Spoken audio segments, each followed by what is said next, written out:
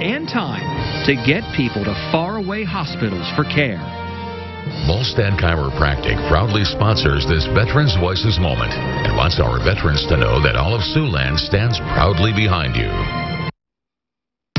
It's 7 o'clock. Do you know what your child is doing online? I'm Brent Olson, CEO of Longlines Broadband. We take cyber safety very seriously, and we are proud to partner with KCAU-9 on cyber safe parenting. Kids online are exposed to inappropriate materials, threats, and harassment. Each week, we're providing resources and information to protect your children from online dangers. Go to SiouxlandProud.com for more information about the KCAU-9 Cyber Safe program. Sponsored in part by Longlines Broadband.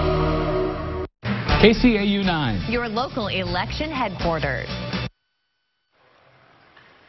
Good evening. It's 8 o'clock in the East. Polls have closed in half the country. This is the 2018 midterm election. Live from New York City and across the country, this is ABC News Election Night 2018. Now reporting, George Stephanopoulos. Good evening and welcome to Election Night 2018. Just 2 years after Donald J. Trump shocked the world by winning the White House, Americans are back at the polls, already voting in record numbers for what could be the most consequential midterm election of modern times. Control of Congress, the course of the Trump presidency, our country's future, all at stake. We are here at ABC News Election Headquarters in New York, our political team in the studio, reporters across the country in key battleground states to track the vote and help explain what it means for all of us in the months ahead. This is a national election, and we've brought the U.S. Capitol here to help illustrate how things are trending. All 435 seats in the House are up tonight, as are 35 seats in the Senate, just over a third. Voters in 36 states will choose governors. They're going to have enormous power to reshape the political landscape. And all night long, we're going to be laser focused on the two key numbers you see right there, 23 and 2. Congress will change hands as the Democrats pick up 23 seats in the House, 2 in the Senate. The GOP hopes to increase their majority there. We already have some results. We already have a flip. It is in the House. It's from the state of Virginia. Jennifer Wexton has defeated incumbent Republican Barbara Comstock in the suburbs of Washington, D.C. She was Barbara Comstock, one of the most vulnerable Republicans in the country. That seat has gone to the Democrats. President Trump may not be on the ballot tonight, but he is dominating our politics and our culture, stirring up strong passions and making this midterm, to a degree we've never seen before, a referendum on the president. And we've asked voters as they leave the polls what they think of President Trump, how it plays into their vote. World News anchor David Muir here with that. George, we heard it so often from the president in these final weeks. He said, pretend I'm on the ballot, and people didn't have to pretend. They went to the ballot today and they voted on whether or not they approve of Donald Trump. Take a look at the numbers that are coming in. These are preliminary exit polls early in the night here, of course, but 44% of voters who turned out of the polls today said they approve of President Trump's job performance. 55% say they disapprove. But on that crucial question of whether or not they voted today because of President Trump, with the president in mind, 26% said they voted to support the president. But look at this, 38% said they oppose President Trump. About a third there said the president is not a factor, but nearly 2/3 of the country heading to the polls today with President Trump in mind. On their mind. Chief White House correspondent John Carl is here as well. And one of the things that's different from a lot of midterms, first midterms for the president's base is energized. Absolutely, and he did 30 rallies in 20 states, George, just since Labor Day. He has been campaigning like the fate of his presidency is at stake, and this is the first time that the nation has been able to go to the polls and to render a judgment on the Trump presidency, and he himself has called it a referendum on his presidency. He's called it a referendum on his presidency. Senior White House correspondent Cecilia Vega. In the last week, the president also chose to focus on immigration, on the border, white-hot rhetoric. This has been one of the most divisive midterms in our lifetime. The president using language that appealed, frankly, to the nativist impulses of voters. You heard him lay out this closing argument crystal clear. America will be overrun by masses of illegal immigrants if you do not vote Republicans. We will see if this argument works for him and drives that base to the polls or scares voters away. There were some Republican leaders in Congress who wanted him to focus on the economy. Martha Raddatz, you spent a lot of time with voters during this election season. Trump was on their mind. He was absolutely on their mind. You know, you go out there and you talk to people, and you talk from California to Pennsylvania, and they're all talking about health care, immigration. But when it comes down to it, the shadow of Trump is over everything. You can start these conversations about issues, but gradually you turn to Trump and civility and the divided country. Playing to two very different countries. That's exactly right, Martha. I want to bring in our chief national correspondent, Tom Yamas, to talk about how this is really happening on two very different playing fields, the battle for the House and the battle for the Senate. Let's start with the House. Two very different stories, too, George. We're going to start right here in the House. We're tracking all the House races tonight, George, but there are more than 100 competitive races. We call these the key races all across the country. And you see more red than you do blue, and that's because Republicans are on defense. Each one of these little pieces here is a key congressional race, and you can see chunks in New York, Pennsylvania, Virginia, Florida, but in some very red states like Kentucky, Kansas, Texas, and we're tracking more than a dozen races out in California. Now, when you look at this, it may look like a political jigsaw puzzle, but each piece is important. So we've taken all these races and we've put them on our battleground board right here. So if there indeed is a blue wave tonight, you'll see it here. If the red wall holds up, you'll also see that. Remember, George mentioned at the top of the night, 23. That's how many seats they have to flip. And so far tonight, George, when we look at the board right here, they have been able to flip one seat, as you mentioned, Virginia 10. Republicans were able to hold Indiana 2, Florida 16, and Florida 25. Those just coming in right now, George. But it's still very early in the night. We're still tracking 93 races. 93 races, and in the Senate, a very different map. It is a very different map and a very different story because Democrats are on defense when we talk about the Senate map. Look at all that blue there. We're tracking 35 Senate races right now. And when we go back to our battleground, our chipboard here, you can see all of that blue. We've already had some results come in. Democrats have been able to hold Virginia, Vermont, Ohio, Massachusetts, Maryland, Rhode Island. But we're really tracking, George, 14 key races. You can see the Dems have 10. These are states where President Trump won and Democrats are on defense. But there are some red states as well. Nevada, Arizona, Texas, Tennessee. We're also watching closely. And Nate Silver thank you, Tom. Nate Silver from Fire Theater, statistics guru here as well. And your forecast going into the election night reflected what we saw in those maps right there. Yeah, no, and you expected a big split between the House and the Senate, where there's so much territory Democrats are defending in the Senate and so much for the GOP in the House. And so far, that's borne out. I mean, we haven't had any truly toss-up races called. The Barbara Comstock pickup was expected. But so far, it looks like the polls are telling a basically accurate story. We'll have to see who wins all the toss-up races. But just remind everybody, you had coming into tonight, you had the House forecast about 86, 88% going to the Democrats. 85%, now it's 81% for Democrats in the House. And in the Senate, you can see, you know, difficult map for Democrats in the Senate. The Indiana race, although we have to know where that vote's coming from, does not look terribly great for Democrats right now. And so, you know, maybe for a change, it'll be a night where the polls got the story mostly right. Okay. As Tom said, we have some results coming in the Senate. I want to give you those right now. In the state of Vermont, independent Bernie Sanders has won re-election over Lawrence Zupan. Wide victory there for Bernie Sanders. In the state of Virginia, Tim Kaine, remember he was the vice presidential candidate back in 2016. He's going to win re-election over Corey Stewart. In the state of Massachusetts, Elizabeth Warren will be the projected winner in the state of Massachusetts. And in the state of Ohio, Senator Sherrod Brown projected to win in the state of Ohio over Jim Renacci. I want to bring in Donna Brazil for more on this right now. And Donna, maybe with the exception of Tim Kaine, 3 possible presidential contenders for the Democrats in 2020, right? George, there's no question. There are several of them on the ballot today, but more to come after this exciting midterm election. We have a list of Democrats who are very excited about tonight because they are looking forward to running in 2020. And Chris Christie, former Republican governor of New Jersey, just give us a sense of what you're watching, what they're going to be watching in the White House tonight. Well, a few things. First off, they're already watching Indiana and the Indiana Senate seat. They think that's a key pickup for them. That's the Democrat incumbent Joe Donnelly. Correct. And they're also watching the governor's races because what you see there is the exact opposite of what you saw with the Senate map. 36 governor's races. 26 the Republicans have to defend, and of those 26, 12 are open seats, George. So it's going to be a very tough night, and Republicans in the White House are going to be looking at who's going to be drawing those maps in 2020 and 2021 for redistricting of congressional seats. And so that's what I'm going to be watching tonight, the governor's races, and watching those key Senate races, especially Indiana. That's what we're going to keep an eye on the House and the Senate. Matthew Dye, you've been talking about those governor races as well. Yeah, I think the governor's races, when you take a look at the long-term implications for the party, they control redistricting, they control the budgets, they control the policy, and it's actually where you target the races in a 2020 presidential election. So I agree with the governor, especially the governor's races in those Midwestern states, Iowa, Ohio, Michigan, Wisconsin, Pennsylvania is obviously already done. is the places that Donald Trump won the presidency. And if those states over the course of the night turn blue, it's a problematic situation going forward there. Republicans.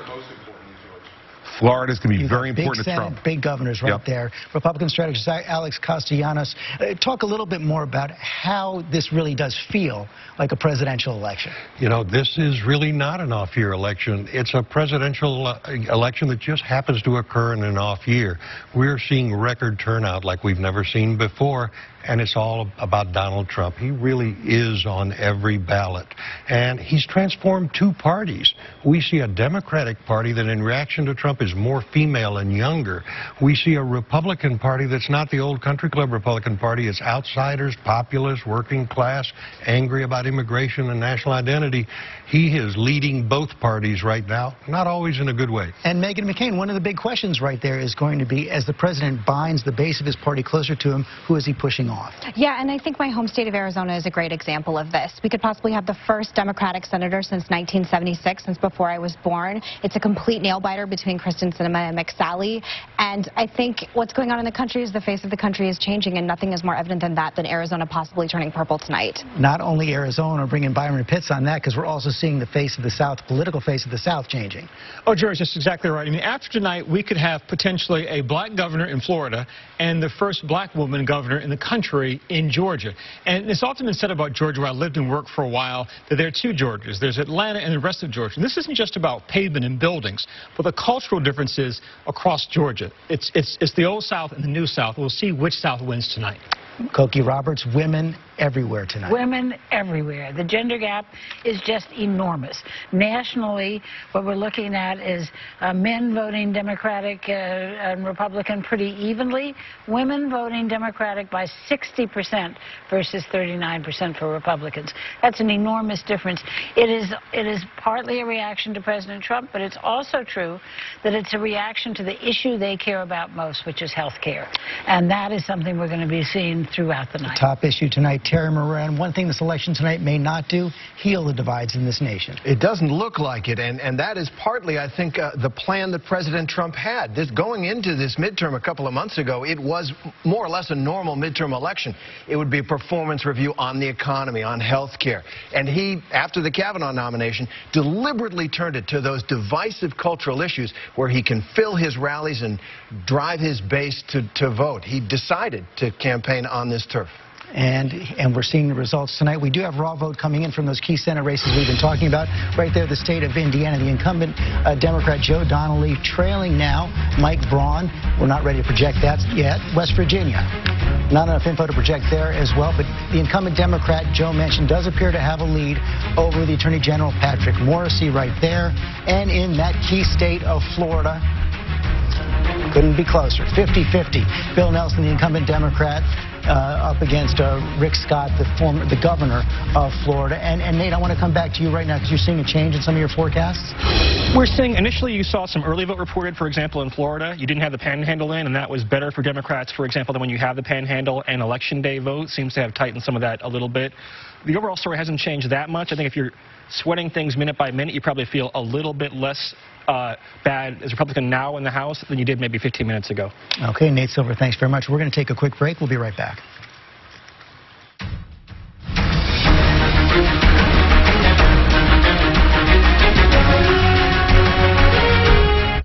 I can't believe it. That Grandpa's nose is performing Flight of the Bumblebee?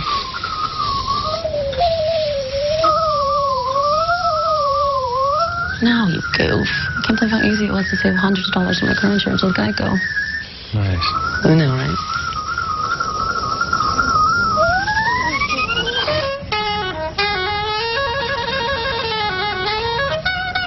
Believe it, Geico could save you 15% or more on car insurance. Keep it clean with the Roomba Robot Vacuum. Only Roomba uses 2 multi-surface rubber brushes to clean all your floors. And with patented Dirt Detect technology, Roomba finds dirt throughout your home. If it's not for my robot, it's not a Roomba. Dig into Banquet's new Mega Meat Lovers Pot Pie for a flaky crust packed with meatballs and pepperoni. Then dig deeper, because it's stuffed with mozzarella and a whopping 23 grams of protein. Now that's mega.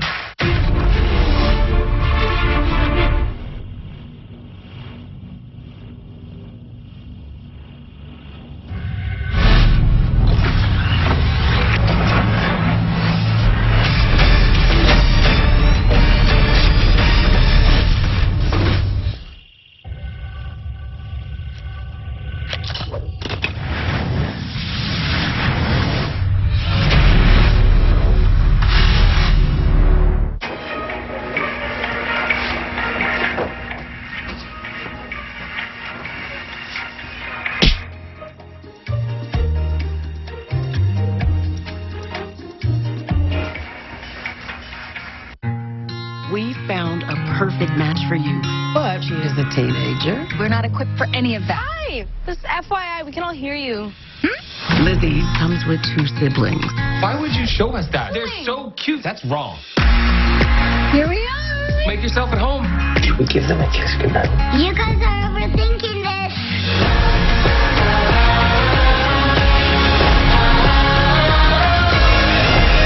It is not going to be easy. But with love, you could make your house a home. Lizzie! Please just go away. You're not my parents. We love you. When I'm angry, you know what I like to do? Bring her away. Really? Let me fix her, okay? Thanks, Daddy. I got my first daddy. Look, I want some of that. Can I help you with anything? No. Instant Family, November 16th. Wow, you really like cardboard boxes, huh? Is anybody interested in playing with a giant dollhouse that took me 3 hours to assemble? Did it come in a big box? Rated PG-13. I'll call you if I need you. You left your phone by the bike. Exactly. Next Tuesday, ABC Funny has everything you need. I like it. A new Connors has a big night out. We're going to hit the strip club. You're welcome to join us if you want to.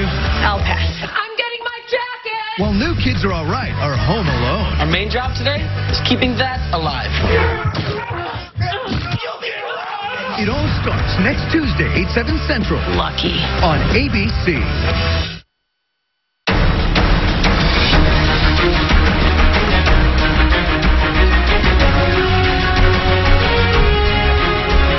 And we are back here at ABC News Election Headquarters here in New York. That is what it looks like in the House right now. Democrats have picked up 1 seat, 1 change. They need 23 to take control. Those are the overall numbers coming in the House right now. Of course, we're going to be following that all night long. We've also been talking to voters all day long as they leave the polls. World News anchor David Muir here with that. Let's talk about the issues that were top of mind. Yeah, we heard so much from President Trump about caravan, Kavanaugh, law and order, as Cecilia pointed out at the top of the broadcast here. But when you dive into the issues, this is what voters said when they left the polls today. Most important issue facing the country. And look at this.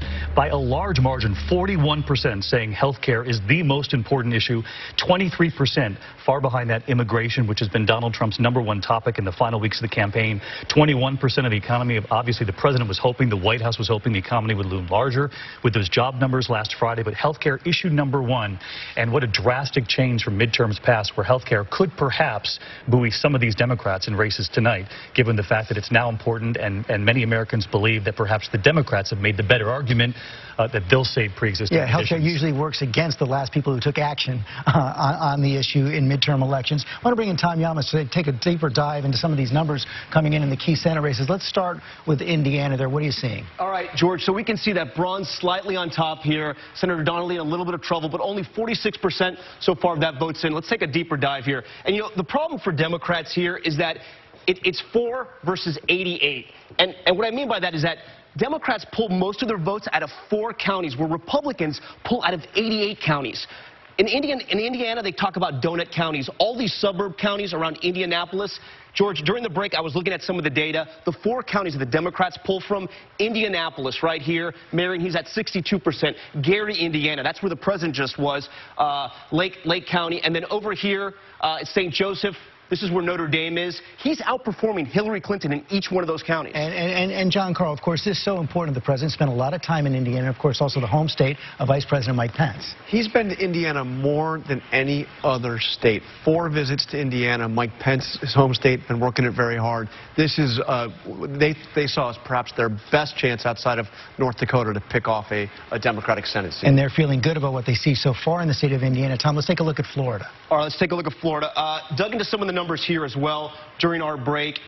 You know, George, when we talk about Florida, we split it up into 3 parts. We have South Florida, we have the Panhandle, and then we have the I-4, which I think will decide who wins this race. I was tracking the numbers early in South Florida. More diverse voters, younger voters, more Hispanics in South Florida. In Miami-Dade County, in Broward County, in Palm Beach County, Nelson's tracking pretty much what Hillary Clinton did. The problem right now here, we have 98% precincts reporting in South Florida, but overall in the state, let's see where we're at, 90 reporting, it's dead even. The problem for Nelson right now, there's a couple of these very small counties that are very red that could help Rick Scott. We'll have to wait and see. One good sign, Duval County, Jacksonville, Nelson's on top there. That's a bellwether. Republicans tend to do better there. That's a good number for him. And what are we seeing in the governor's race in Florida? In the governor's race in Florida, let's take a look. Let's jump over there.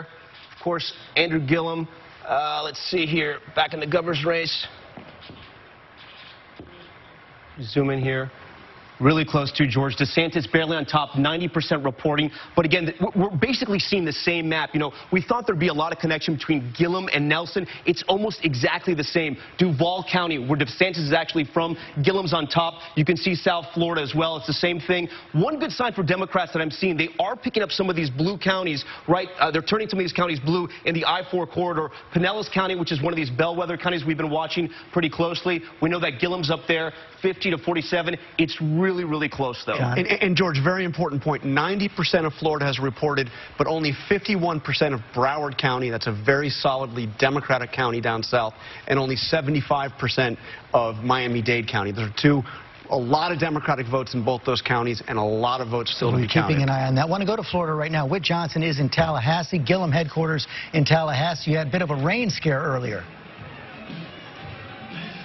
Yeah, George, that's right. We knew there would be drama in Florida on election night, but we weren't expecting the rain that we saw here. All the media had to be rushed off the platform for a period of time. We had power surges, power outages here, but the rain has cleared for a moment after some thunder and lightning. You can see behind me, this is Gillum headquarters here at Florida A&M University. The crowds have come in. They're starting to gather here. But we talked to voters throughout Florida here today, and all of them said the same message, that they were casting their votes not just for the local candidates, but really to either vote in support or against the Trump agenda. If we're looking at the governor's race, Tallahassee Mayor Andrew Gillum, an underdog, was not expected to win in the primary. He won with massive outside support. Bernie Sanders was an early supporter. President Obama, Hillary Clinton, millions of dollars came in from mega donors like Tom Steyer, like George Soros. He's going up against Ron DeSantis, the Republican, the congressman who actually resigned his seat so that he could focus on this race. He was in lockstep, all in on President Trump. President Trump endorsed him, basically handpicked him early on in the race, and it has been an ugly battle for governor here. Allegations of racism thrown towards DeSantis and some of his supporters. Accusations of corruption towards Gillum and his camp.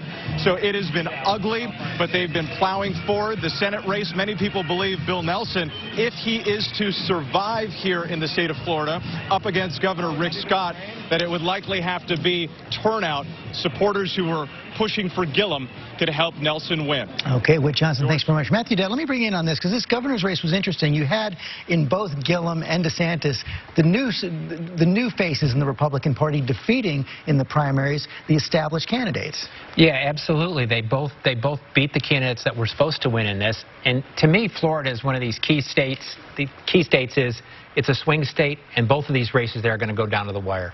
Florida is such an important state every single year. Midterms, presidential. Matthew Dowd, thanks very much. We're going to take a quick break. We'll be right back.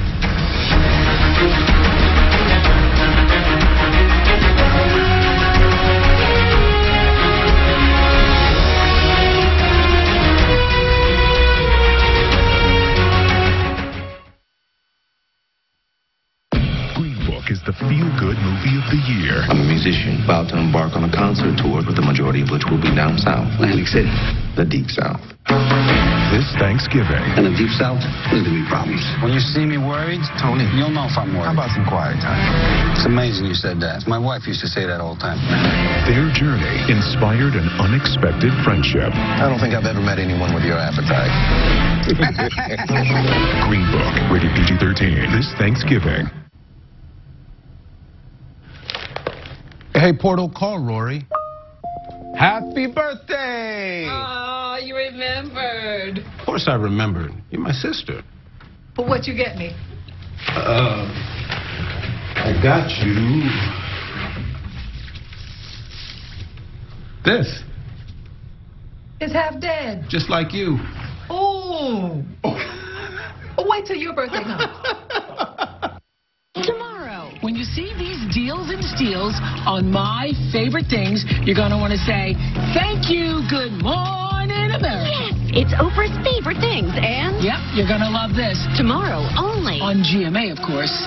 You can hear the gunfire just around this wall. Around the corner here are the children. What's your name? Almost every home here has sustained damage. We're glad you're okay. Oh, thank you. Back on the job. Back in the job. ABC's World News Tonight with David Muir is America's most watched. And now, a KCAU-9 election update.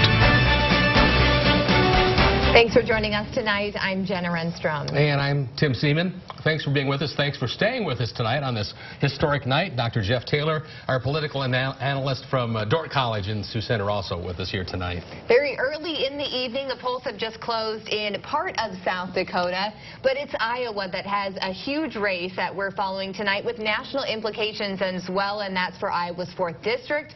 The race between Steve King, the longtime 8-term Republican, and relatively a newcomer, a local man, J.D. Scholten, the Democrat. His very first effort to win a political seat out there, and now finding himself in what many are calling a very close race for Iowa's 4th Congressional District. We also have more tonight from Washington. KCAU-9 correspondent Jessica Smith. And Jessica, if Democrats do take the House, how could this affect, do you think, the Republican voter turnout once we get to 2020?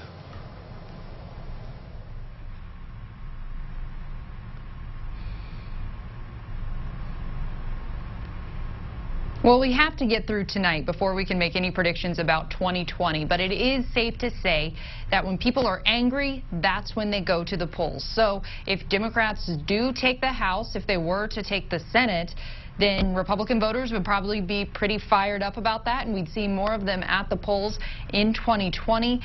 But generally, we see more people out voting in these general elections. So when the president is up for re-election in 2020, we probably will see more people at the polls than we are seeing tonight, even though midterm turnout tonight has been very, very high, higher than usual. But again, if the Democrats were to take back a majority in the House or the Senate, yes, you would think that Republicans would come back and want to get that majority back in 2020, but we'll have to see what happens tonight and whichever party is in charge, what they do over the next 2 years.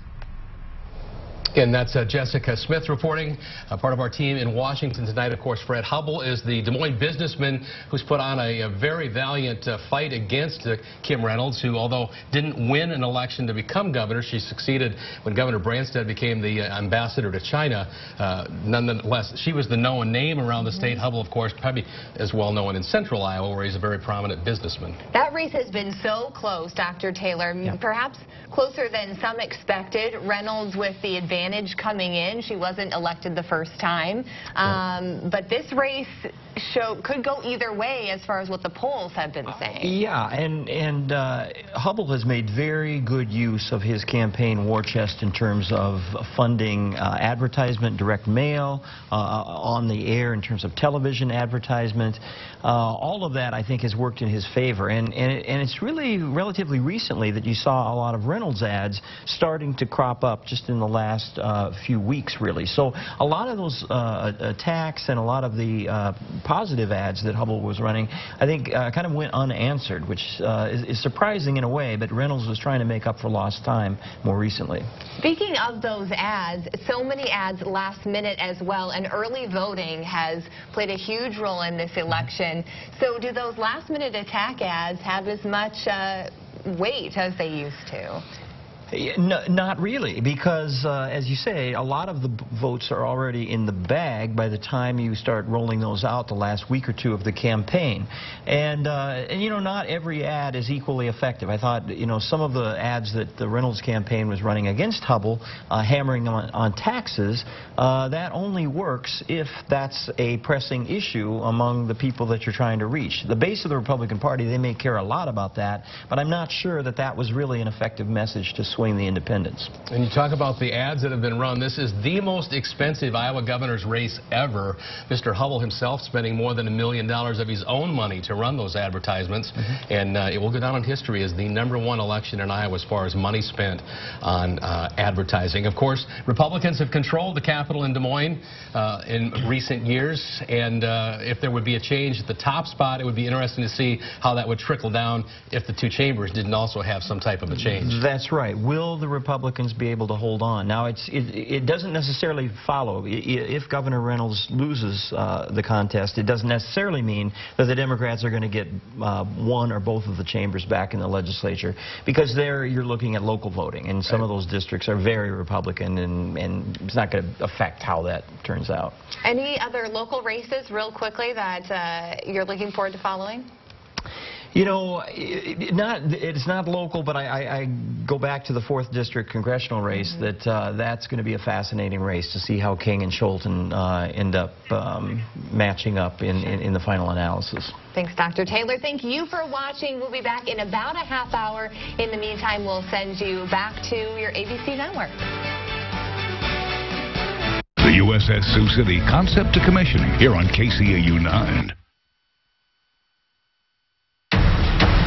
We are back at ABC News Election Headquarters, midterms 2018. That is the race for the House right now. You see, Democrats have picked up 1 seat so far. They need 23 in order to take control. We're going to be tracking that all through the night. I want to bring in our chief national correspondent, Tom Yamas, to get right to the battleground board. And one of the things we're seeing, Tom, is that Democrats, of the races that are in so far, those toss-up races, they've only won 1. Republicans have had several. That's right. And so, like you mentioned, just won the net gain. That's our big number throughout the night. But look at this number here in Florida. Look at all these competitive races. Some of these were open seats. Some of these districts President Trump did very well in. But Democrats thought they could compete here. The 2 big ones, Florida 26 and Florida 27, we don't know yet. But in Indiana, the same story. Both the races we thought were competitive, Republicans were able to hold, and Virginia 5 as well. The Charlottesville area of Virginia, Republicans stay with that seat. And Nate Silver, that's created a pretty significant change in your forecast for the House. Yeah, look, I mean, you ultimately have to win seats, and so far we've seen Democrats win only 1 seat. It looks like they will do very well in wealthy suburbs. They're going to have to probably gain more seats than that to comfortably take the House.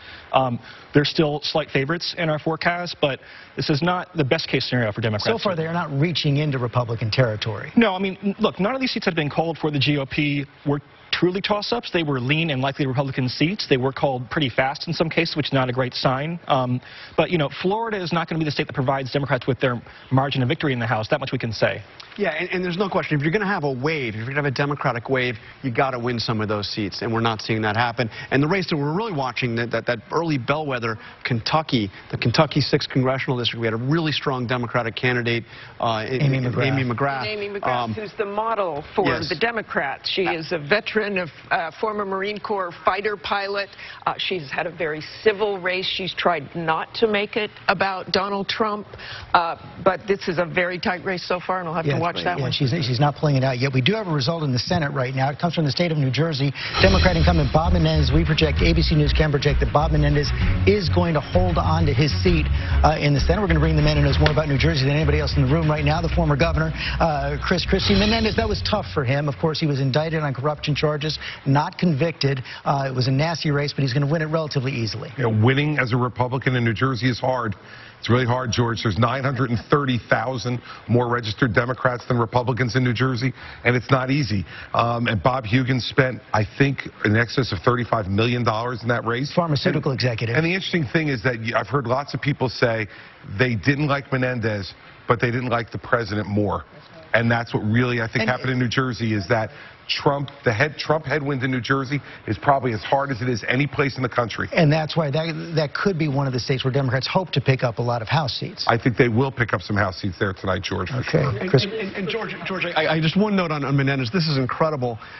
He's at a 33% favorable rating, and he won. 2/3 of the state view him unfavorably. Only 27% of the state says he has high standards for ethics, and he won. That's what I mean. I mean, the presidential headwind in New Jersey, that tells you everything right there that you need to know, because these people don't like Senator Menendez. They don't trust him. But they said, well, if I have to vote between him and the guy who's going to vote with Trump, I'm voting for him. There's been a lot of attention on the state of Texas as well. Incumbent Senator Ted Cruz up against Congressman Beto O'Rourke in Texas. And, Tom, we have some vote coming in now from the state of Texas. Tom, let's take a look at what we have right here. There you see it right there. So far, at least, and there's still a lot of vote to count there, Beto O'Rourke has a lead over Ted Cruz. We're going to be keeping an eye on that all night long as well. David Muir, let's talk a little bit more about the exit polls. You see some dramatic swings among groups of voters. Yeah, these are the groups that we really keep a close eye on, George. As you know, the independents often called swing voters, and look at what they've done just in a matter of 2 years. They backed Donald Trump by 6 points 2 years ago, independents, but let's break it down tonight. Preliminary results coming in right now, but look at how they're voting. 54% of independents in this country are voting for Democratic candidates, 41% for Republicans. And when you break down moderates in this country, moderate voters, Hillary Clinton won moderates by 13 points. But look at this.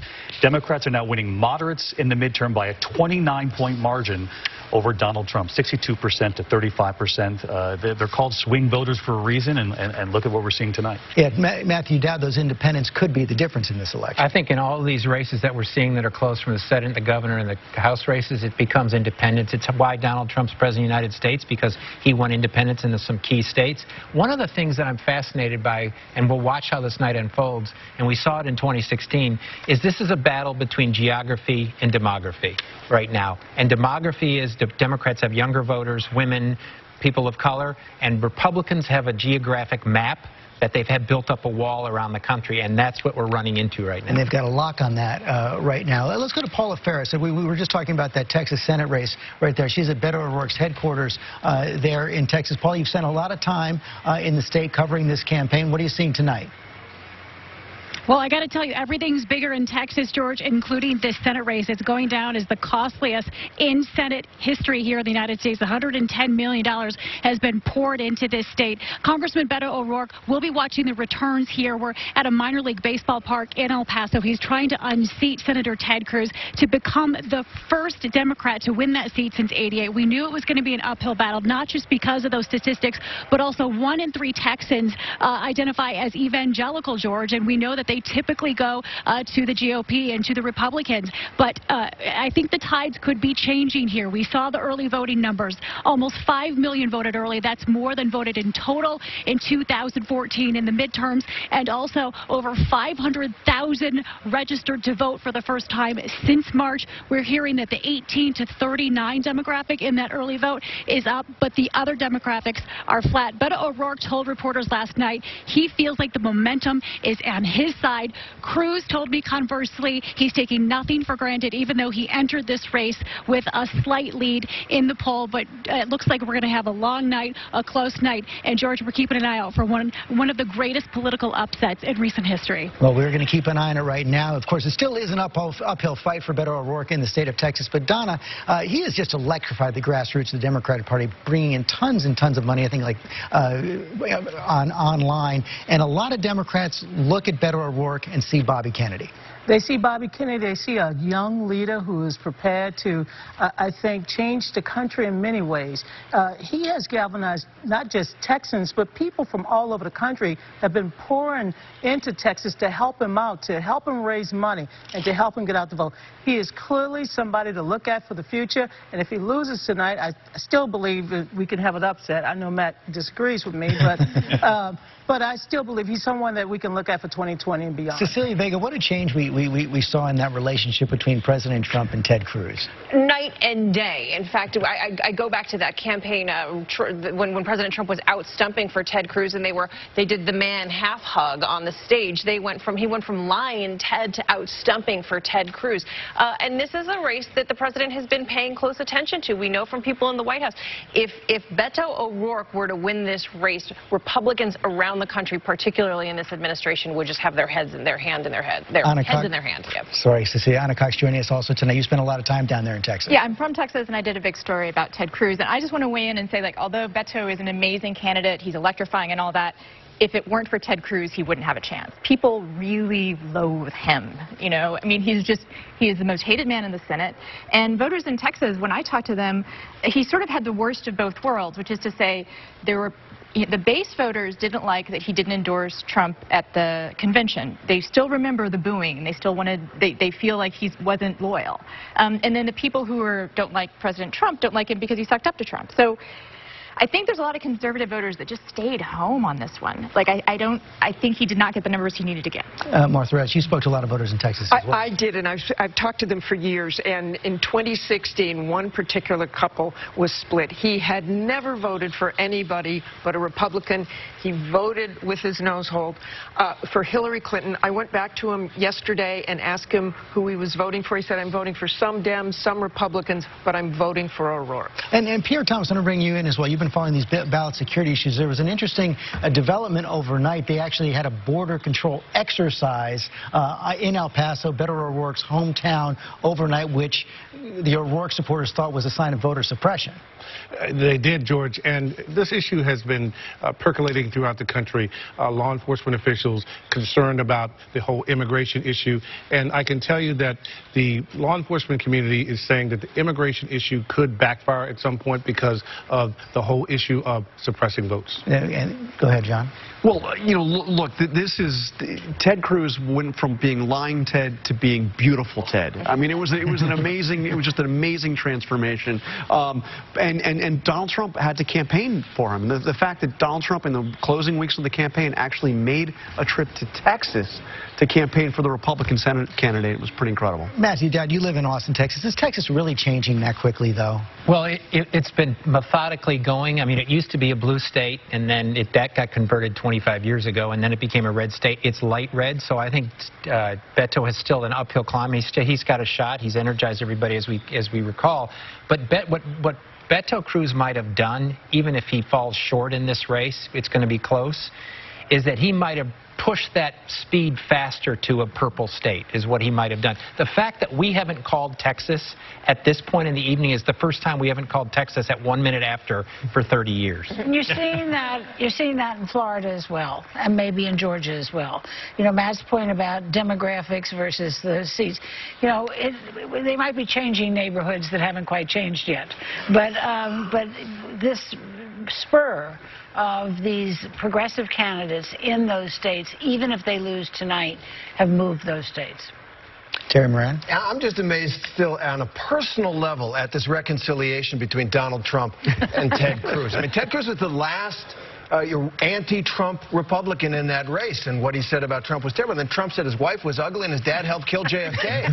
So politics, you know, acquaints a man with strange bedfellows. It is amazing. No permanent enemies. Okay, we're going to take a quick break. When we come back, we're going to look at the state of Georgia. Stacey Abrams finds to be the first African-American governor of Georgia, the first African-American female governor in the country.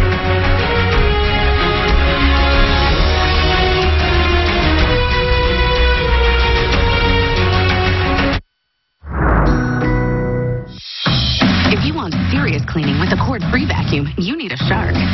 Because only Shark's cord-free lineup has dual clean technology. So you can deep clean carpets and give hard floors a polished look.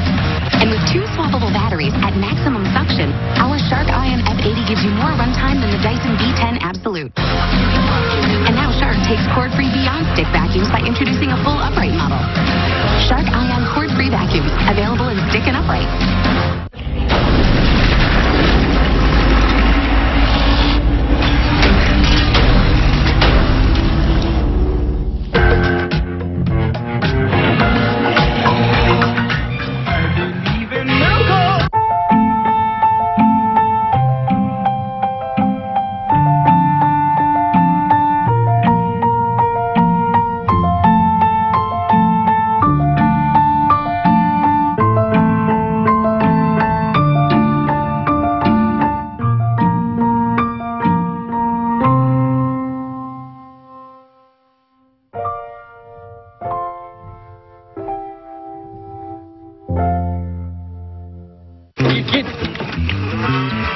Hi, I'm Misha, and my favorite bar is Crunch.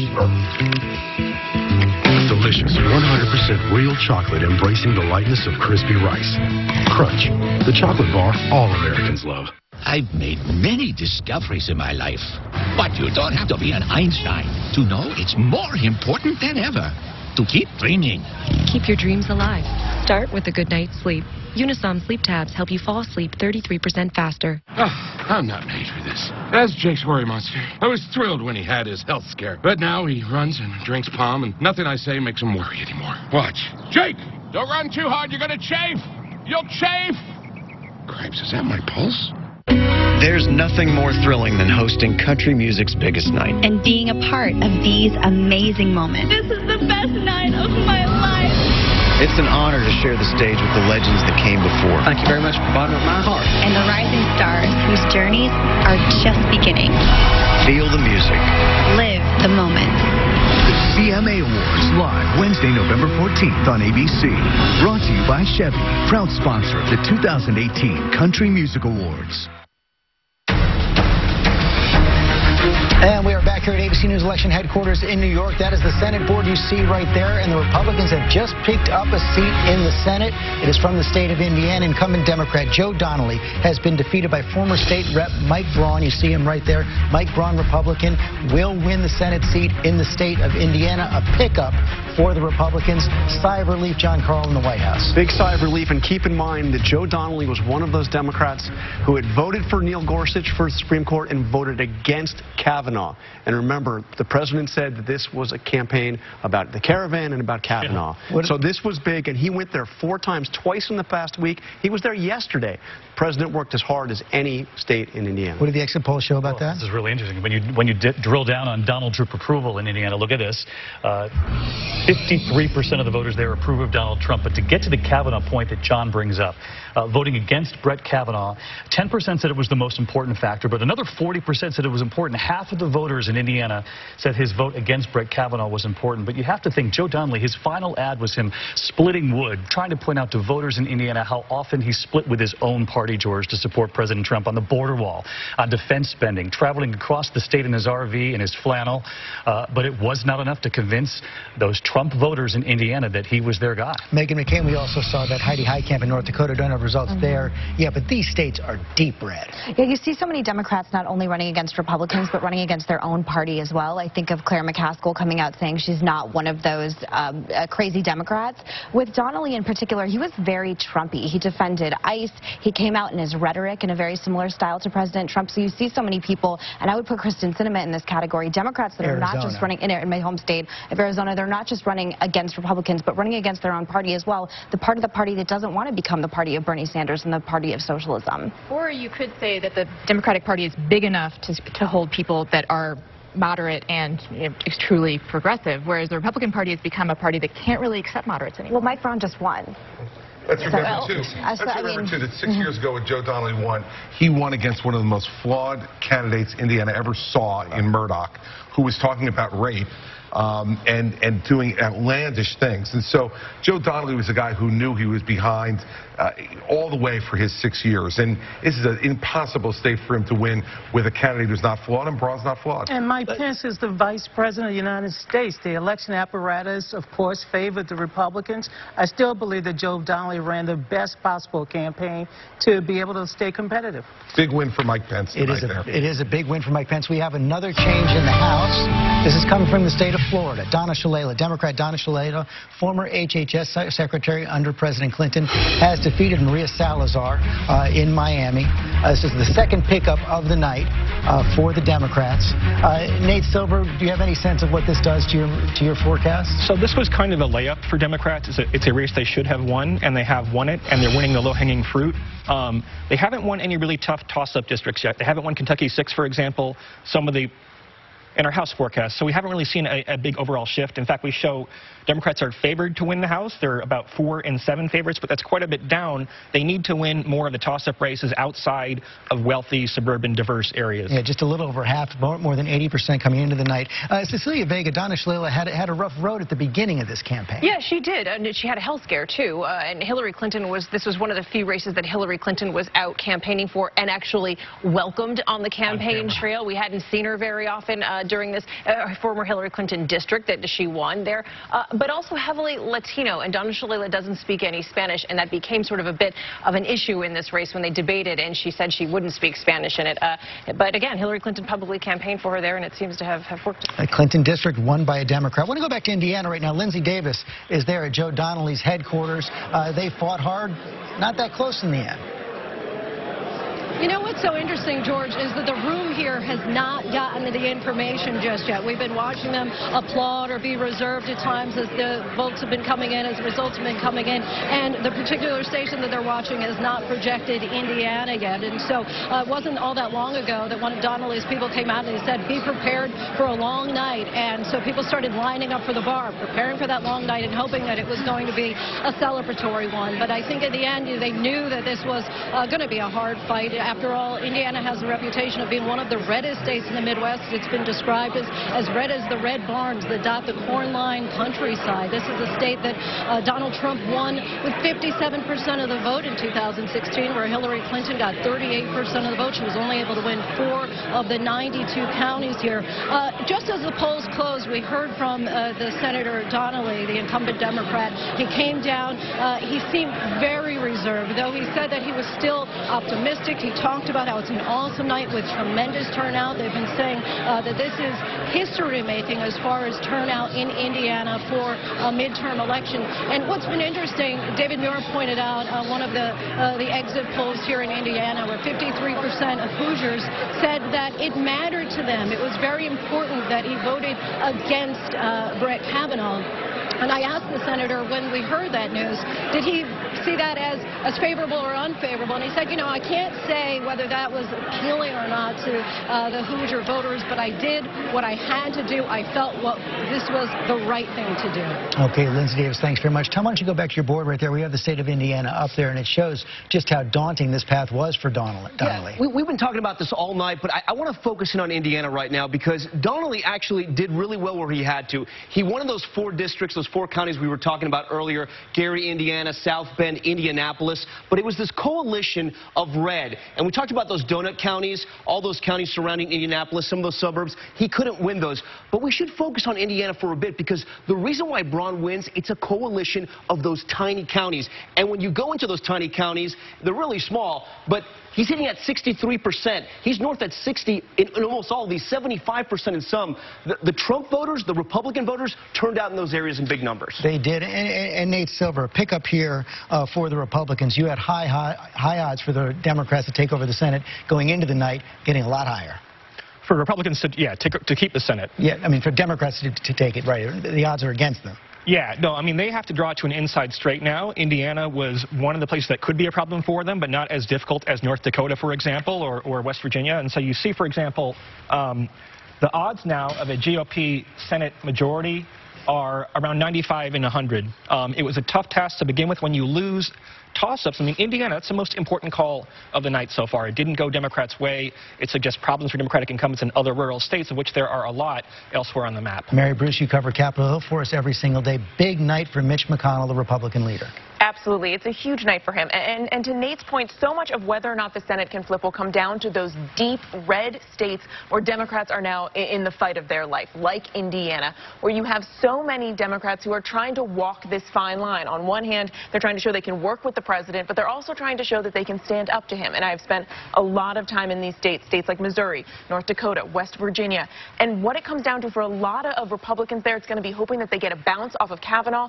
So many Democrats hoping that if they hammer health care enough, it'll bring them a win. I want to take a look at a couple of those big red states. The vote not ready to project in either of these Senate races yet, but we do have some votes coming in from the state of Tennessee right there. You see Marsha Blackburn, the Republican, with a wide lead over Phil Bredesen, moderate Democrat. Democrats had some hope that he might be able to do well there, but he is not.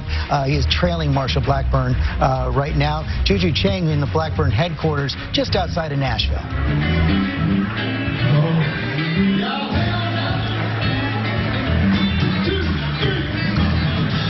I'm not hearing you properly, George, but I will tell you that Marsha Blackburn is in the House watching the election returns. Her staff is incredibly confident and pumped up about what they're seeing in the early returns.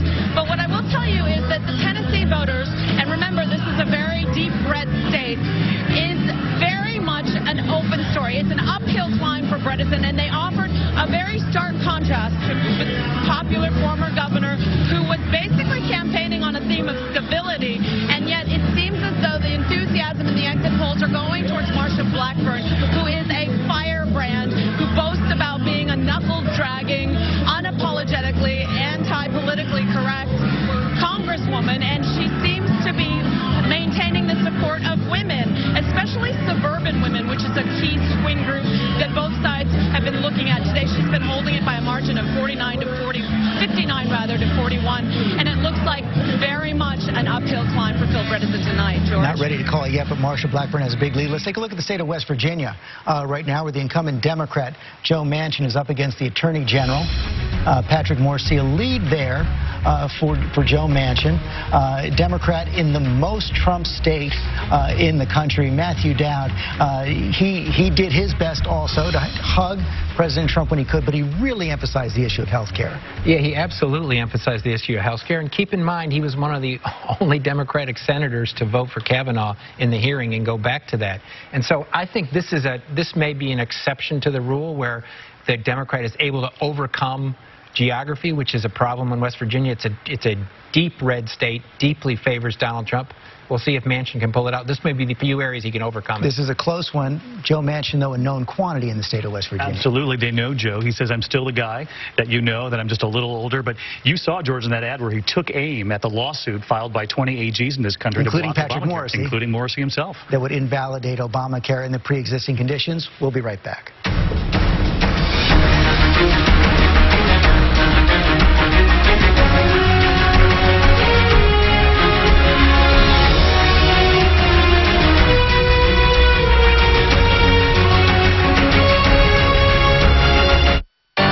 Gopies found a way to keep her receipts tidy, even when nothing else is.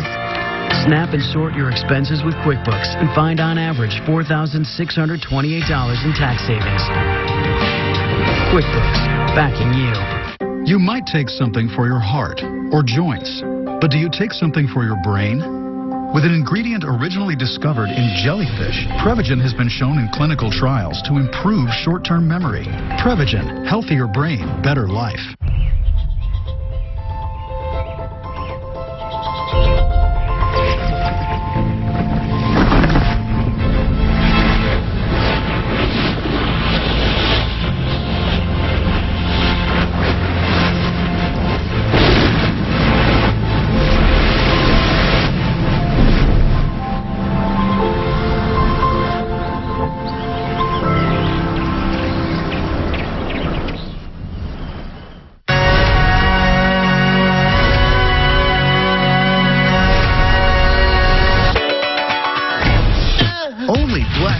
Can give Prince the tribute he deserves. I got this. Oh no, let's go! And you'll go crazy. Let's get Who was that lady singing? New Blackish event next Tuesday on ABC.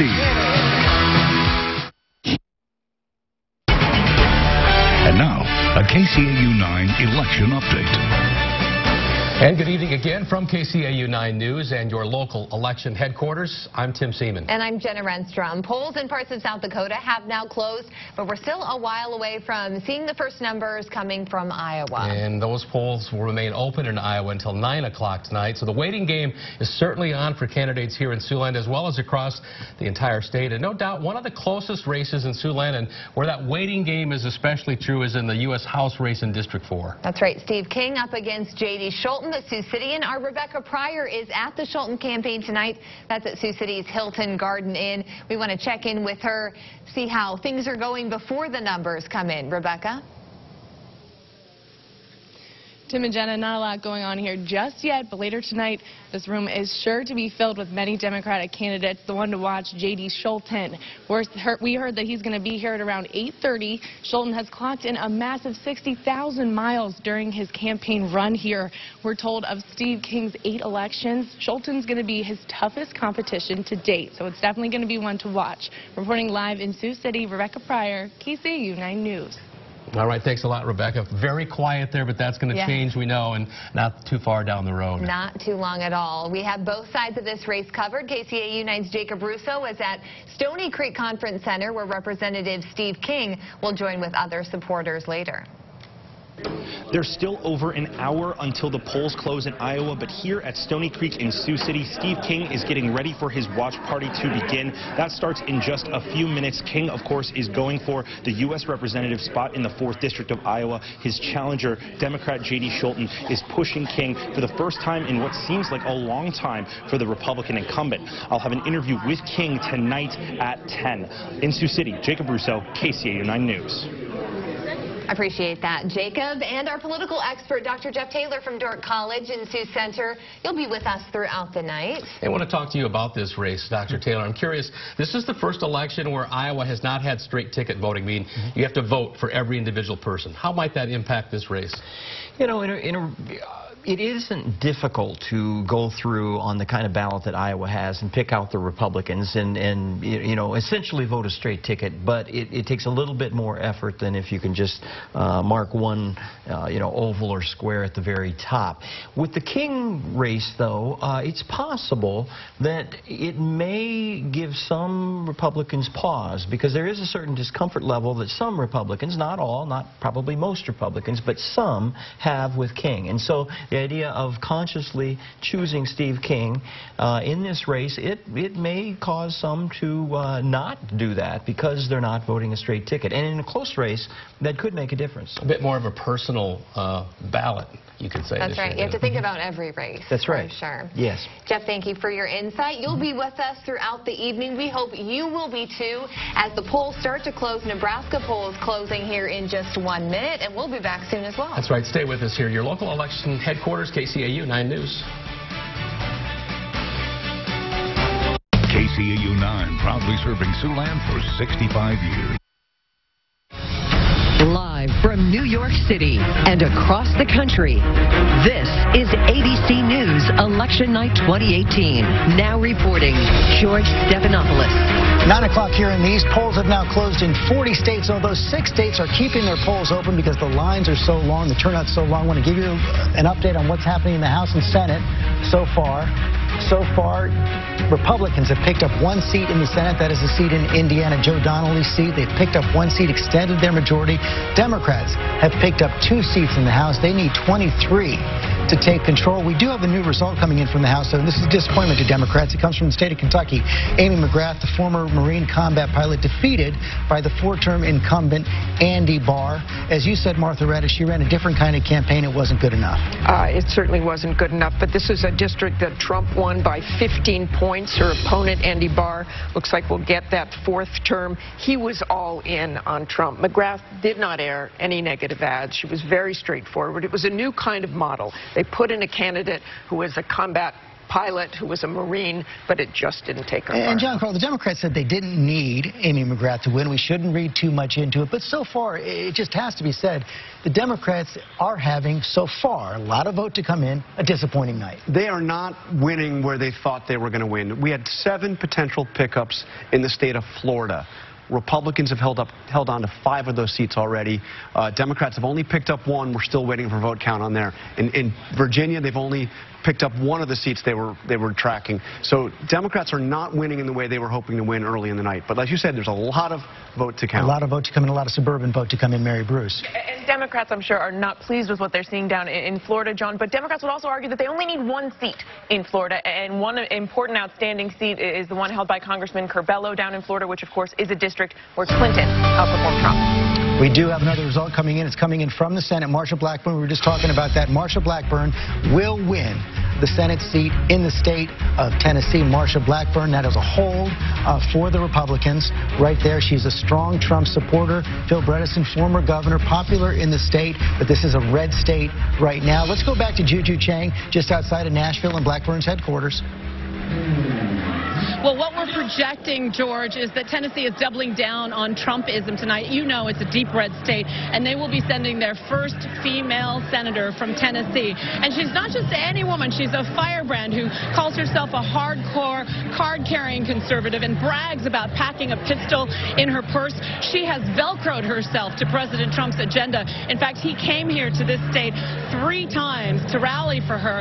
In fact, I was there in Chattanooga on Sunday, and one of the biggest applause lines, George, was when they would say, don't give another vote to Chuck Schumer or the D.C. Democrats, and that resonated. She was fighting against, as you mentioned, the moderate governor, the very popular here, who basically campaigned against tribalism, against the divisiveness, and he was endorsed by Taylor Swift, as you know, and the Bredesen camp was very much hoping for the Swift lift, as they called it, because young voter turnout spiked here by 7-fold from the previous midterm election, and yet that wasn't enough, nor was the historic turnout of African Americans. It wasn't enough to bring Bredesen anywhere near. Clearly, Marsha Blackburn was, as predicted by President Trump, the red wall. He said to the extent that there is a blue wave, it will hit a red wall here in Tennessee. And sure enough, that came true. George. Chang, thanks. Mary Bruce, pretty good trade for President Trump there in Tennessee. The outgoing Republican Senator Bob Corker, frequent Trump critic, now he gets a hardcore supporter. Yeah, a complete 180 there. I mean, President Trump was getting a lot of pushback from Bob Corker. He was one of the few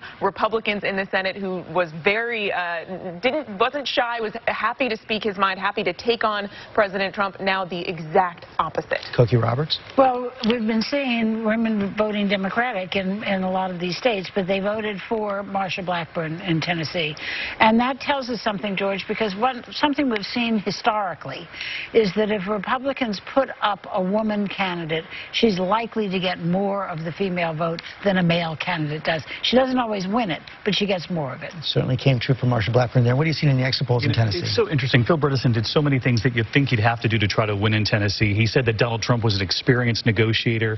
He supported Brett Kavanaugh. He said he was disgusted in both parties by what he saw play out on Capitol Hill. But look in Tennessee, this is what he was up against.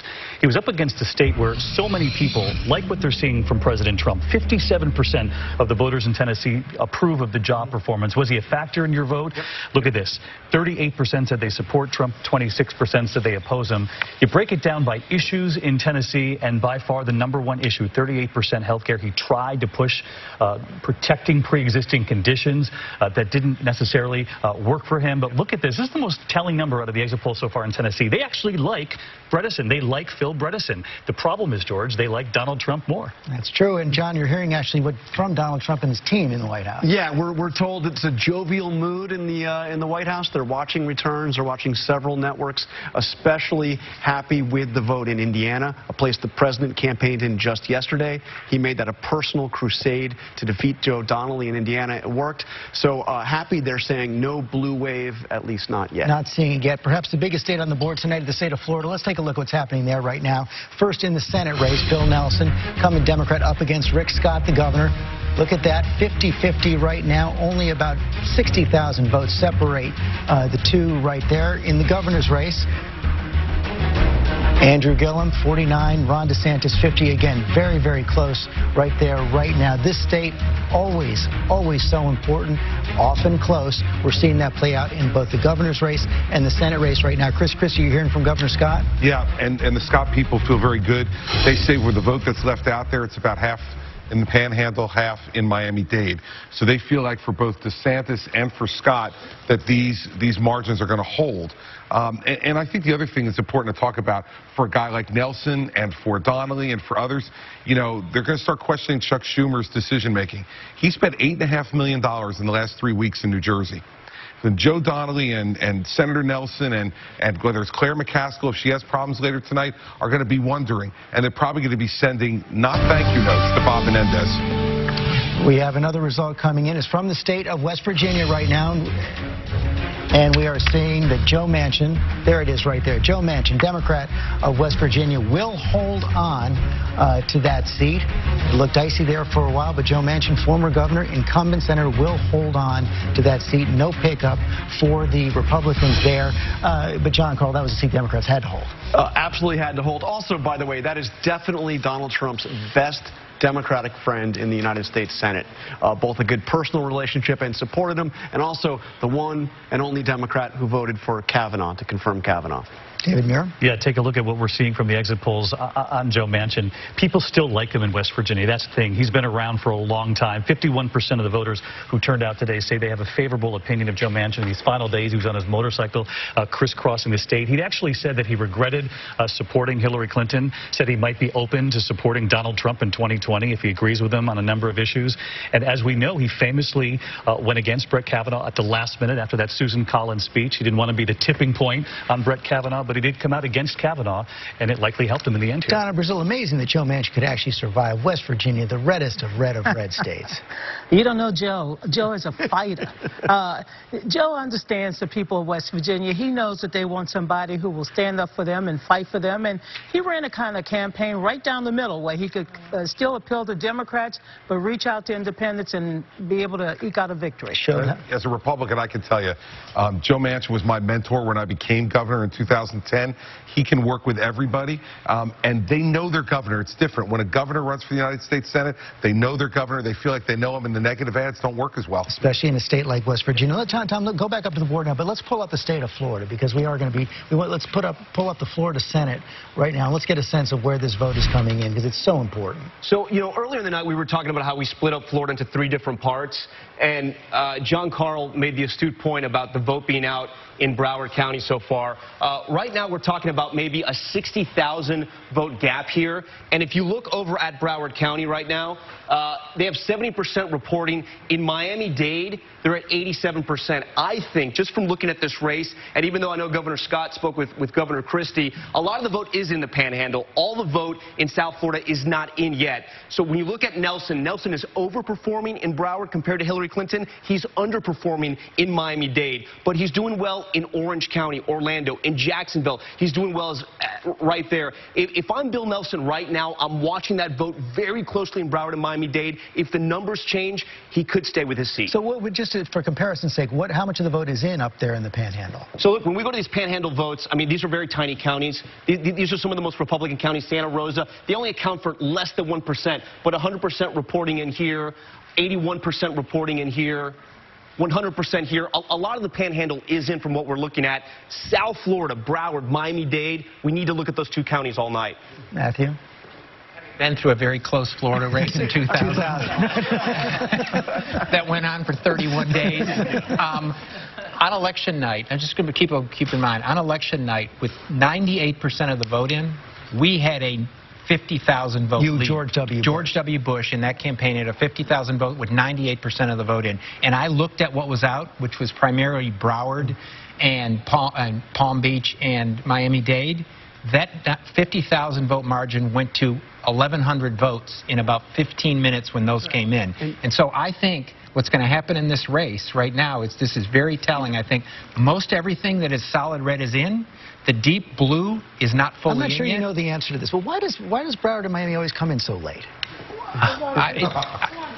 Well, you can also look at the voting technology in those areas. Absentee, they have a lot of absentee ballot, but Matt is right. We're going to see this map change in about another hour. And I'd say one more county, Hillsborough County, which we always thought as the bellwether county in Florida, also still, almost 10% of the vote to count there, and that is a good vote for Democrats. And he's up right next door in Pinellas, which is the Tampa suburbs as well, a bellwether county that almost always picks the winner in this state. Let's see where he's at right now. It's one of the smaller counties, but he's up 52.5. That's a good number. Even though it's a smaller county, it's a bellwether county. You want to be up there. And let's not forget, this is the state that Donald Trump calls his second home. There's a very interesting dynamic between Donald Trump and Rick Scott. Scott really tried to distance himself from Donald Trump through much of this. After the hurricane, he ran an ad saying, when I don't agree with it, when I don't agree with him, I say it. But we're looking at a number of things in this race right now. Puerto Ricans who have moved to the state of Florida in the wake of Hurricane Maria, and the youth vote. Let's not forget the Parkland massacre. One source on Capitol Hill told me that in this race, not just particularly to Florida, but around the country, the youth vote could end up being the X factor come tonight. I'll tell you one thing Rick Scott is going to like in these early exit polls, as this is a nail-biter in Florida, it always is, but look at the demographics when you break it down. Donald Trump approval. This is a state that he won by a little more than 1% over Hillary Clinton just 2 years ago. 51% of the voters who turned out in Florida today said they like the job that President Trump is doing. When asked if he was a factor in the vote, this one is kind of interesting to reconcile to what I just showed you. But 22% they said they turned out to support Trump. 33% said they turned out to oppose. But look at that. 43% fully said Trump not a factor. You break down by issues. Let's look at what's important to Florida voters. health care by far, issue number one. We're seeing this over and over again in so many of these important states. And when you break it down from health care to pre-existing conditions, which is what Democrats in these final weeks tried to make these campaigns about, 48% say the Democratic Party. But there are some good signs in there for Rick Scott and for people who were concerned about Donald Trump being attached to them. Cecilia said Rick Scott tried to separate himself, at least when it came to the hurricane and a few other issues. But by and large, Florida voters today said they approve of what they're seeing from Donald Trump. And Mary, you've been hearing from Democrats in Florida. Yeah, I've been talking with some top Senate Democratic aides. One just told me Florida is a little too close for them at this point, not feeling very comfortable. Asked what they think of the night overall. 2 words: not great. That sums it up. We'll be right back.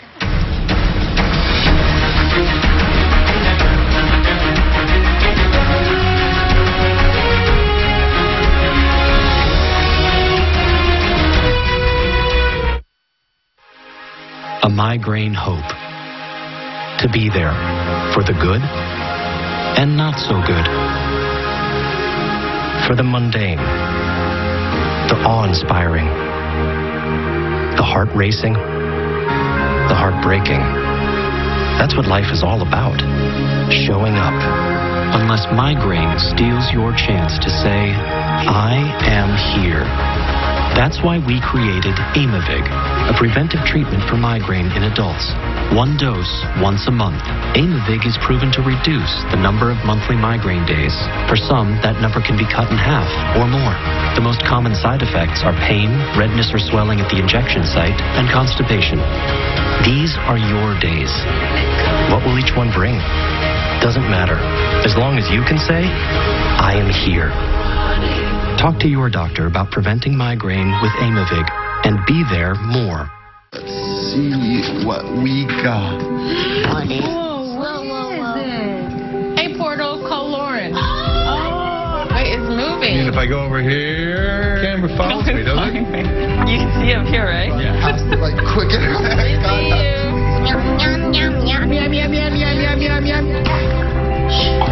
Hey, Casey. It's nice to see you today.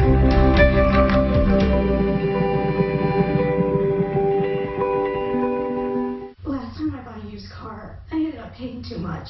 It's pretty embarrassing. Carfax can help. At Carfax.com, get the most accurate Start your used car search today. Jared, I just need you to tell me the truth. I think it's true about me. Honored at festivals from Toronto to Telluride, Boy Erased is a stunning achievement. Hailed as a story that demands to be told. It's one of the very best pictures of the year. Boy Erased, rated R.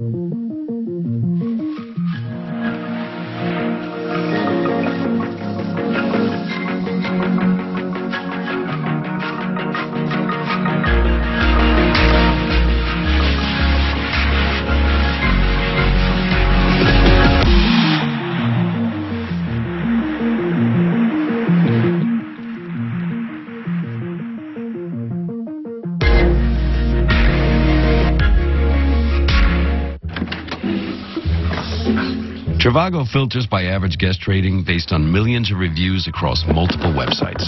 So when I read excellent cleaning, I know I can rest easy in my ideal hotel. Hotel? Trivago. Are you ready for a triple dose of crazy drama? Bring it. Consider it brought. Put a rush on that. First, a revealing new grave. You're talking to other women? Yeah. Then it's Station 19 to the rescue. Trailblazer. Please hurry! And it's a how to get away with murder face-off. You've never gone up against the governor. And you've never been up against me either. Try it. TGIT is all new. Thursday on ABC. Back now at ABC News Election Headquarters here in New York. Let's take a look at where things stand now in the House and the Senate. So far, the Democrats have picked up 2 seats in the House. They need 23 to take control. In the Senate so far, a good night for Republicans. They've actually extended their majority, picking up 1 seat, the Indiana Senate seat of Joe Donnelly. That's the state in the House and the Senate so far. I want to check in also on governor's races. We haven't talked too much yet about the Georgia governor's race. I want to go to Steve Osunsami in Atlanta, Georgia, where Stacey Abrams, the Democrat, had a bid to become the first African-American governor of the state of Georgia, first African-American female governor in the country. But so far, at least, she is trailing badly behind the Secretary of State, the Georgia Secretary of State, Brian Kemp. Steve. are still people in line. They just announced this a second ago after singing the national anthem and singing the black national anthem, that there are people in line in some of the largest counties, in Fulton County here and in Gwinnett County, which is north of here. Some polling locations have been extended till 10 p.m. I will say that the mood here is that they are preparing for the long haul. We listen in on some of the campaign calls over the weekend. They're expecting a runoff, most likely tonight, and are lawyered up, preparing to sue Brian Kemp and to sue the counties to extend early voting, because if there is a runoff in this election, that would take place on December 4th. There are more than 2 candidates in this race. There's also a Libertarian candidate. One person has to get above 50% or above. Because of the polling on this, they're expecting this. Despite these numbers that you're reporting, they're expecting this to be very, very tight, and that we could be possibly not getting an answer to who's going to win this election or what's going to happen here till tomorrow morning. Of course, there's only a runoff if neither candidate breaks 50% there. Of course, we keep an eye on it. We do have something coming in right now. It's the governor of Illinois. It's a switch for the Democrats. J.B. Pritzker has defeated the incumbent Republican Bruce Rauner.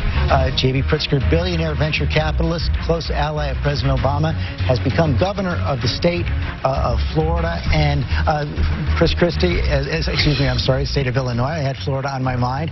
Chris Christie, big win there for J.B. Pritzker. Rauner had he was a businessman, never quite found his footing in that seat. Bruce just never listened to people about how to try to work with the Democratic legislature to try to bring people together and get things. He didn't get a budget passed for years.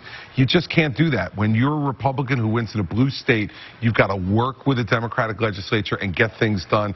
Bruce never learned to do that, and tonight he's paying the price. Matthew Dowd, the Democrats really hoping that these governor's races in the Midwest become their new base. Yeah, and obviously Illinois is a Democratic state. Hillary Clinton carried it heavy. And I think that they're watching Ohio, Michigan, Wisconsin. They've already secured Pennsylvania. I think that Iowa is an open state. I think that's where the Democrats, if they have a really good night, if they have a good night in any part of this, it's going to be in those governor's races. We have some other results coming in the Senate. We have the Minnesota Senate race, Democrat Amy Klobuchar. Senator Amy Klobuchar cruising to re-election there in the state of Minnesota. She's talked about as a possible 2020 candidate as well. In the state of New Mexico, Senator Martin Heinrich will get his second term.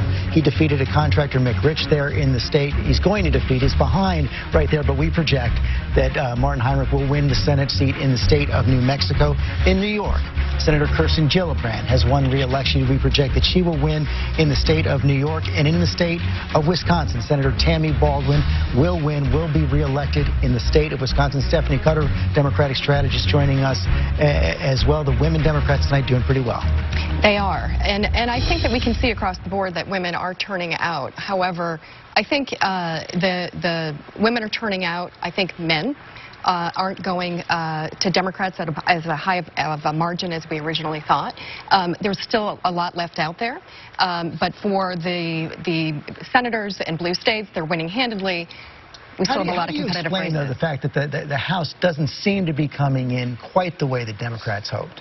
I think my explanation really is that these are largely suburban districts. Many were toss-ups, many were lean Republican. I think women are turning out in these suburbs, but men are supporting Donald Trump for a good reason, the economy. And they don't want to change that up. And I think that's not something that we had projected. Abby Hudson. You can't underestimate the power that the president has when he lands in these states, and we've seen him travel just recently in the last few days a number of states a day. You look at states like Tennessee and Indiana where Republicans are doing better than people were expecting. And I think what he does is he riles up his base, he reminds them why he won and why he needs people on his team to fulfill his agenda. So I think it's more effective when he's on the ground there bringing the candidates on stage than people give him credit for. Terry Moran, Stephanie also hit on a point that perhaps we haven't talked about enough tonight. The economy. The economy is going absolute gangbusters right now. That could be working for Republicans. It usually would, and we were distracted to some degree by what Donald Trump shifted the debate to on immigration. But one other thing about Donald Trump, he tells a story at these rallies, a story of American greatness that I think a lot of people plug into, and Democrats talk about health care. What's the story they're telling about our country? And the story, the president is telling a story. It looks like a lot of people are also willing to overlook some of the president's rhetoric, the things that he says that aren't true. Well, and it is women who we expected to see tonight to be leaving because of that rhetoric. But, you know, you go back to Donald Trump in these rallies, he says, no one knows these crowds like I do, and he is expecting that to illustrate, to reflect itself tonight, these thousands and thousands of people that we've seen in these rallies there. A lot more vote to count. We'll be right back.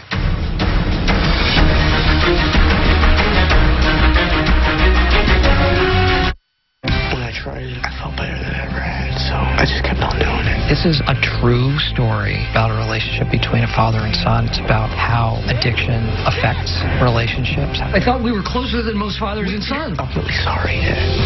Even at his lowest, you can still see that light that's burning within this kid that you've always loved. I see the movie as full of joy and hope. Beautiful Boy, rated R, now playing in select theaters. Carl, I didn't know we were having dinner tonight. You are. Dandruff. Keep dandruff from ruining date night. Carl and I go everywhere together. With Selsun Blue, it's powerful relief from flakes and itch. How could you? Selsun Blue! The new Roomba i7 Plus is your floor's best friend. Only Roomba uses 2 multi-surface rubber brushes to grab and remove pet hair. And the Roomba filter captures 99% of dog and cat allergens. If it's not for my robot, it's not a Roomba. The 2018 midterm elections are here. You need up-to-the-minute information, results, and analysis. But most of all, you need graphs. How many graphs are we going to give you this election night? So many, you'll need a graph to keep track of them. Jimmy Kimmel Live after the midterms. Night of a million graphs. Live tonight on ABC. Hit it! Wednesday. Move over, Queen, because the Goldbergs will rock you. I'm so sorry. With the power of karate. A new Goldbergs, Wednesday on ABC. And now, a KCAU-9 election update.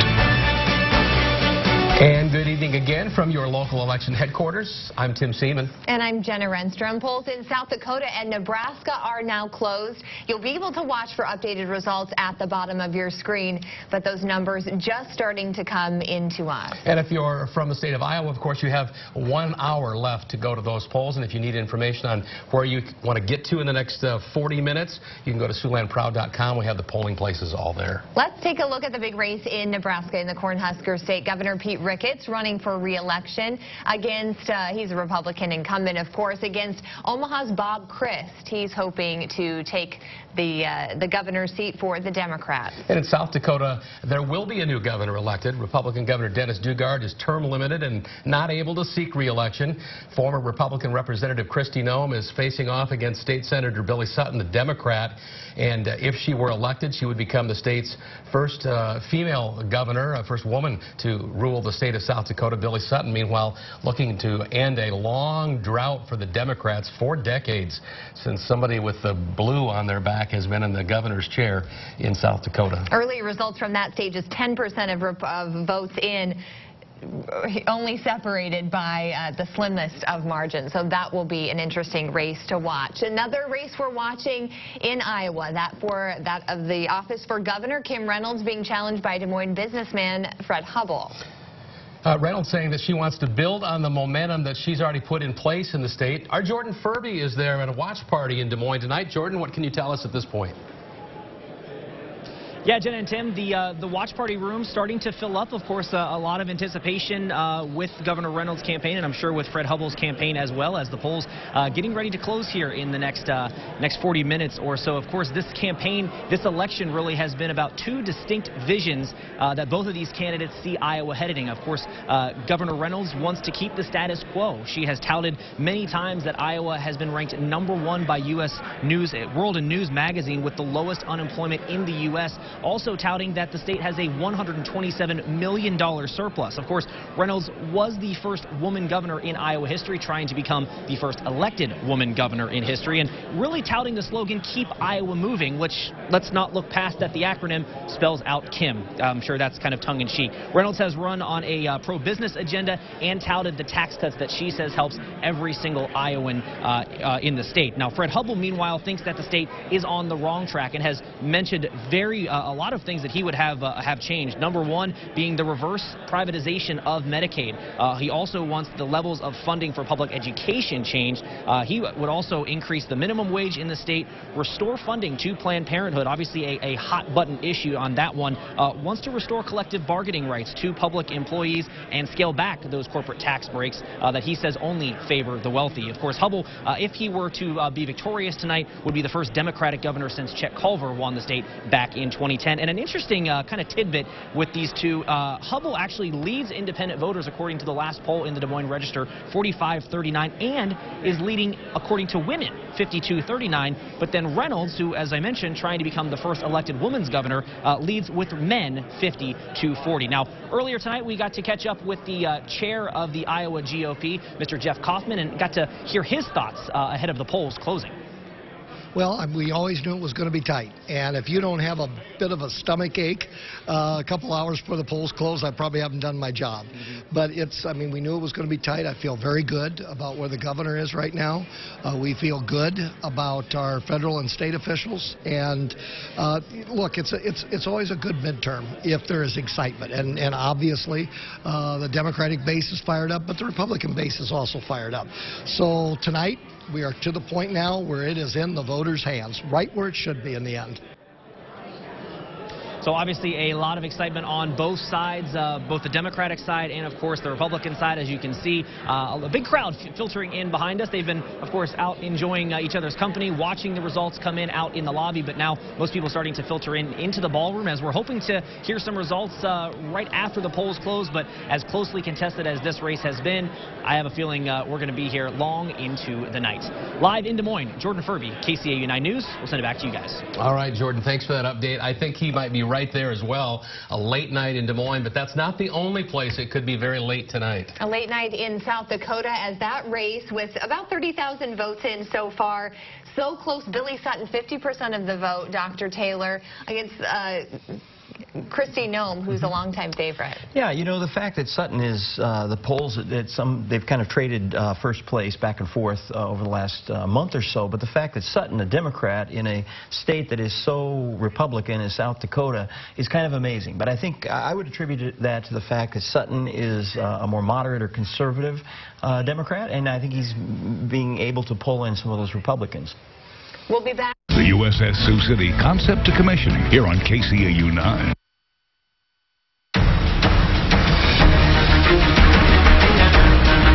Back here at ABC News Election Headquarters here in New York, 9:30 in the East. That's a look at what's happening in the Senate so far. Republicans have picked up one seat in the Senate, the seat of Joe Donnelly in the state of Indiana. Let's take a look at the House. Democrats so far have picked up 2 seats in the House. They need 23 to take control. It's coming in slowly for the Democrats, not as quickly as they had hoped. We do have some more House races coming in. We don't, not to project, we want to show you what's happening right there. They're in the state of Florida, District 26. Debbie Mercaso-Powell is up against the incumbent Republican, Congressman Carlos Curbelo. He's seeking a 3rd term. Donna Brazil, this is one Democrats have high hopes for. Look, Democrats put a lot of resources in this race. The night is still young, George, and while many people believe that Democrats can overcome the hurdles of gerrymandering, many of these seats are very difficult to win. They should be called reserve seats because they're so red. Democrats need to not only get out their vote, but also attract independents and to get millennials. And in some places, Democrats will win. In some places, it's going to be a very difficult hurdle. Also looking at the state of Virginia, where the Democrat Elaine Luria is up against the incumbent Congressman Scott Taylor. She is leading right now. This is part of a pattern we've seen on the Democratic side. Martha, retired Navy commander. Retired Navy commander, but she is running against the incumbent, who is a retired Navy SEAL. So got kind of the battle of the Navy going there. She's from ship. She's an engineer. She's a very, very smart woman. But it's unclear whether she was able to capitalize on a kind of a mini scandal with Scott Taylor about some signatures he was, because some of his people were trying to get, apparently, signing on to independents to challenge her.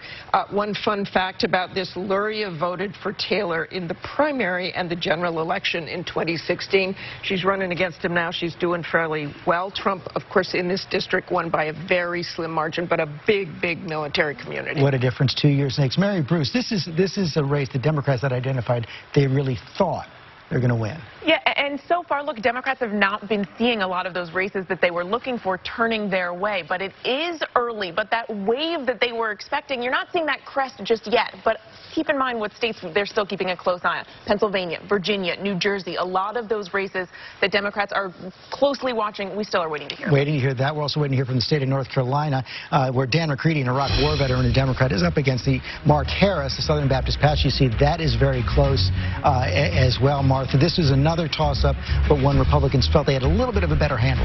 They did. The district hasn't been represented by a Democrat in 55 years. Mark Harris, a Southern Baptist preacher. He's very leaning full into Trump. Dan McCready, the Iraq war veteran, he touts his Christian roots, saying he was baptized while in Iraq with water from the Euphrates River. Waiting for New Jersey to come in, one of the key races there in the state of New Jersey. Andy Kim, the Democrat, up against the incumbent Republican Tom MacArthur. He's seeking a third term.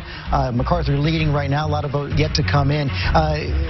John Carl, Tom MacArthur was an architect of the tax bill, not popular in the state of New Jersey.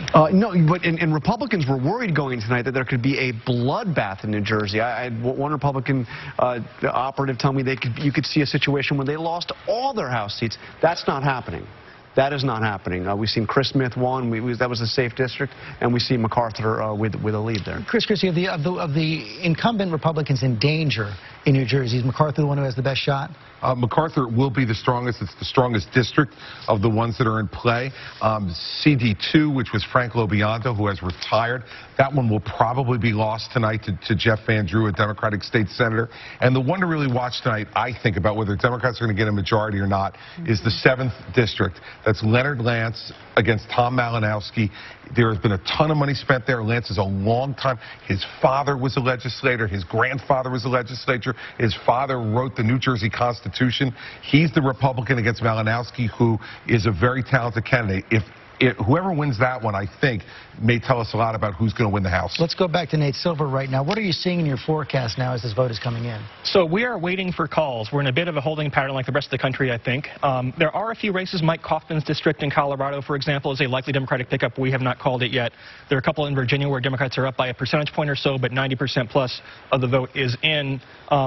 I don't know if you can pull up the graphic. We do show a graphic that shows the range of uncertainty in the outlook. So you've gone from 30-something Democratic pickups to 20-something, but there is still a big range. It is ultimately about calling seats and picking up seats. There are going to be some called, I would think, in the next half hour or so. But it's going to be a long night. It's going to be a long, but just as we compare to where we were at the beginning of the night, are you now, from what we've seen come in so far, even though a lot has not come in, I think coming into tonight you saw the average Democratic pickup was, what, 38? 36. 36 seats. Yeah, that's a range, a range from 20 to 55, and we'll probably wind up within that range, and that's narrowed a little bit. But what's happened is that the opportunity for Democrats to win in very Trump-leaning areas, they thought they could pick up a seat in West Virginia, for example. That was called very early against Ojeda, the Democrat. If you ask me to bet, and our model does make bets, it would say more likely than not they get there in the suburbs. They maybe get there a little bit out west. I mean, California is going to be a big part of the story. But the really big blue wave, where they win 45 seats, you have to go deep into Trump territory, and they haven't really won any of those races yet. Yeah, Tom, go to your board, because we can see it right there. You see all those red check marks on the board of the states that have come in early.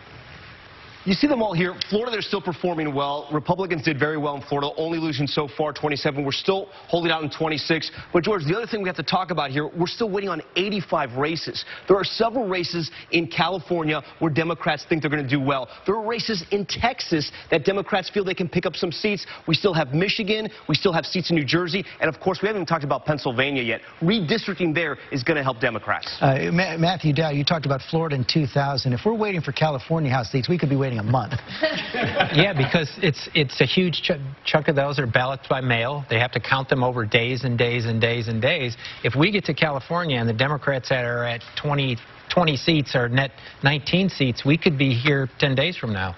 Okay, for right now, let's take a look at the big state of Florida. Tom, let's pull up the Florida Senate race, because we're going to keep an eye on that all night long right now. Still close there in the state of Florida, the biggest prize of the night. George, this has gotten really, really interesting. So, Scott, look, we have all these people voting. We're at 3.8 million, and what's come down to right now is about 60,000 votes an hour ago. Scott's picked that up by, he's opened the margin only by 4,000 votes, but that's what we're talking about. It's so close, and it has come down to Broward and Miami-Dade County. I've been checking all over the state to see how some of the other bellwethers were doing, and Nelson's doing well, like places like St. Lucie, Pinellas County. He's winning all these bellwethers, so he should be doing okay. The problem is he's overperforming in Broward County. He's underperforming in Miami-Dade. Overall in South Florida, when we talk about Palm Beach, Broward, Miami-Dade County, Rick Scott's doing better than President Trump did, and President Trump won this state. So it may have paid off, you know, to go and campaign and tell people in Puerto Rico he cared about them, to break with the president on gun control after Parkland. Those things may have helped Scott, but this race is still so tight. And when we talk about Broward County, and I think it's going to come down to Broward or Miami-Dade, 83% reporting. We still have 17% left there and 9% in Miami-Dade. Okay, what are you seeing in Florida, David? Well, you know, I think the most important thing to look at Florida is Donald Trump's approval rating. He won by 100,000 votes, as we know, so close, a little more than 1% 2 years ago. 51%, more than half of the voters who turned out in Florida say they approve of President Trump's job performance. But Rick Scott, as you know, was an early supporter of Donald Trump, and I was down there after the hurricane, and he took a break from campaigning, and he did not want to talk about the campaign. He wanted to make it clear that it was about the response, and Cecilia alluded to this earlier. They're concerned on both sides of this about the displaced Puerto Rican, the American citizens from Puerto Rico who were there after that Hurricane Maria, and of course the hurricanes this year. Rick Scott's been very careful about distancing himself from the president in moments when he needs to, but then embracing the president in other moments. And I've got to say, they've got to be happy within the Scott camp when they look at these approval ratings. Donald Trump is still very well liked in a state that he's adopted as his home state. We're hearing from the White House right now. Sarah Sanders came out and spoke with reporters just a couple of minutes ago. I think we have the tape ready. Let's take a look. I think James Carville said it best when he said anybody that was anticipating a blue wave tonight's not going to get it. Maybe you get a ripple, but I certainly don't think that there's a blue wave. Sarah, behind you. Sarah, turn around. Cecilia Vega, people in the White House feeling a lot better right now than they did going into today. George, leading up to tonight, every White House official, senior White House official, and even Republicans on Capitol Hill were convinced that the House would fall to the Democrats. They were heading into this night thinking that this was their loss, that eventually tomorrow morning they would be back into a corner facing things like investigation and the big other I word, impeachment. You heard it there from Sarah Sanders. Now she's sounding a little more like Nancy Pelosi was today, saying we've got this in the bag. Okay, we do have another result coming in right now. It comes from the state of Pennsylvania, where Congressman Connor Lamb, Democrat, he is switching. He is going to win right there his race against Congressman Keith Rothfuss. Of course, he won a special election earlier in the year, but then had to run in a new district after the state Supreme Court threw out the old districts. And John Carl looks like he's going to win pretty handily there. Third pickup for the Democrats. He's going to win. He was expected to win. Frankly, his runoff, his special election race was tougher than this one, but another pickup. And remember, if the Democrats are going to win control of the House, they have to basically clean up in Pennsylvania, especially with what we've seen happen in Florida. They've got to do very well in Pennsylvania. Coach Roberts, that is so true, especially the suburbs of Philadelphia. Absolutely, and this is, again, a place where the redistricting makes all the difference. Most of these states we're looking at have huge Republican advantages in these districts. That's why it's been so tough all along. But Pennsylvania redistricted in favor of the Democrats, and the courts upheld it, and now you're seeing that they're likely to do well there. But that's why this is so important in terms of these gubernatorial races as well, George, because the Democrats have really bad seats drawn for them all around the country. And Terry Moran, you're seeing two different kinds of Democrats running this year. Some very progressive running. Others like Connor Lamb running as down the line, middle of the road Democrats. And that is the fight that's coming in the Democratic Party. If this wave does turn into a ripple, or less, that is going to be a big fight that they will have. Another switch in the state of Pennsylvania. Democrat Mary Gay Scanlon has defeated Pearl Kim. That is another switch there for the Democrats. Right now, John Carl just said it. Donna Brazil, Pennsylvania is the place where Democrats have to score big. There's no question. These districts are now fair for Democrats. I think Democrats are going to do very well in Pennsylvania 10.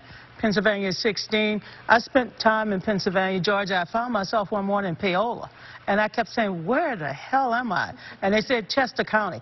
This is an area where Democrats outside of Philadelphia, they're looking to pick up seats. I think we're going to see a lot of women pick up those seats for Democrats in Pennsylvania. I know Paola real well. That's where my wife was born and raised. And it is a really Republican swingy district. I think the biggest one, those two we just called were layups for the Democrats after redistricting. The one you really really have to look at a CD1.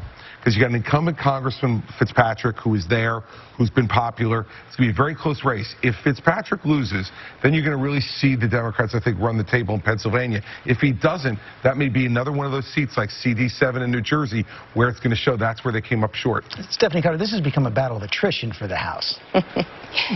Well, I do want to remind everybody that we have most of the country out, and there are a lot of House seats out there that are extremely competitive that are now going to start to come in. We're starting to see Pennsylvania, New Jersey, and, you know, Democrats are still favored to win the House, so I want us to take a deep breath on this. However, it is much harder than anybody thought. I love when my friends from the Democratic Party are saying it's going to be a long night. That's really good for Republicans, George. Let's talk to Eva Pilgrim in Philadelphia. Eva. George, yeah, there's a real opportunity for Democrats here in Pennsylvania. We've seen those 2 returns come in, but there could be as many as 6 seats really up for grabs for Democrats here in the state of Pennsylvania. It's because of that redistricting. These districts look completely different than they did before, and the Democratic Party telling us before this night that they really looked at these districts and actively recruited candidates from these areas with real roots from these areas to run in this area so that they could potentially win these 6 seats.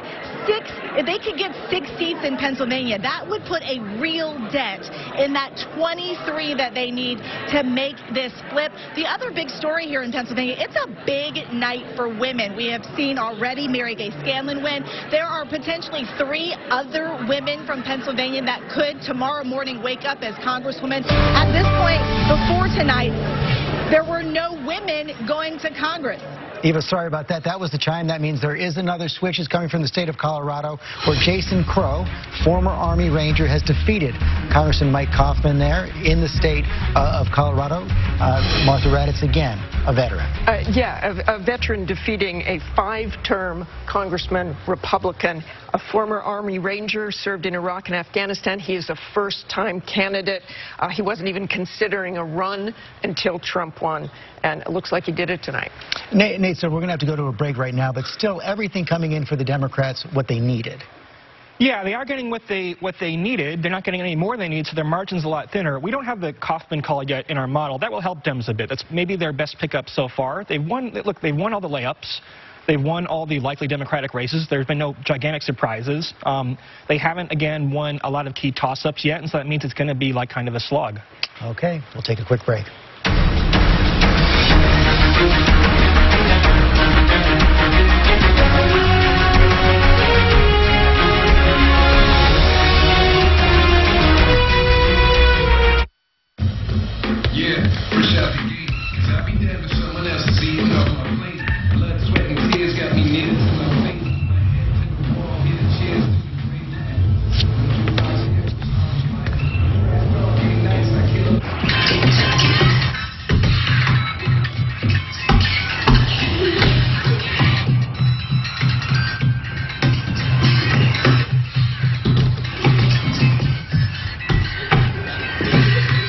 This Thursday, it's time to meet the most dangerous girl in the world. He won't touch you again. Claire Foy is explosive. The Girl on the Spider's Web. Rated R.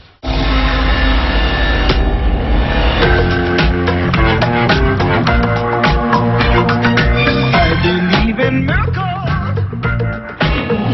Where you from? You sexy thing. Smile, Dad. I take medication for high blood pressure and cholesterol, but they may not be enough to protect my heart. Adding Bayer aspirin can further reduce the risk of another heart attack. Because my second chance matters. Be sure to talk to your doctor before you begin an aspirin regimen.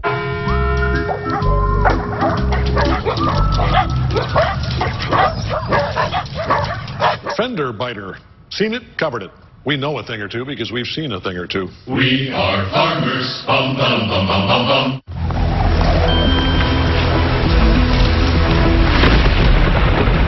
Got another incoming storm on the way, which looks to break up another beautiful fall day. You'll always be prepared with everything from cargo tech and cargo liners to floor liners and seat protectors. because you never know when it's going to be a WeatherTech day. Order yours today at WeatherTech.com. Follow me. Critics are raving about The Girl in the Spider's Web. It's a gripping, visually impressive thriller. 4 stars. Someone set me up. Claire Foy is explosive. Did I ask you advice? The Girl in the Spider's Web. Rated R. This Sunday night, we're counting down to the biggest night in country music. We're getting the party started early.